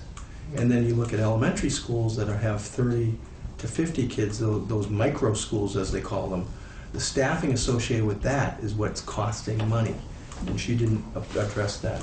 What's her name? Heidi, whatever. Spear. Yeah. So we will be talking about that topic. Okay, perfect. Anybody else have anything else for next agenda? There will be the need to approve the refunding application for Head Start and Early Head Start. Not the next one, but the one after that. You're talking about. Oh, which one are you talking about, Joe? The next Well, is- the 5:30 to 6, if there's Oh, anything okay. really urgent, and that will be Yes. on that deadline on the 19th. Okay, so then we have to have a motion to go into an executive session. And a specific stated purpose as to why. Personnel. Personnel issues. Personnel. And who seconded that? Either between. Either way. So how do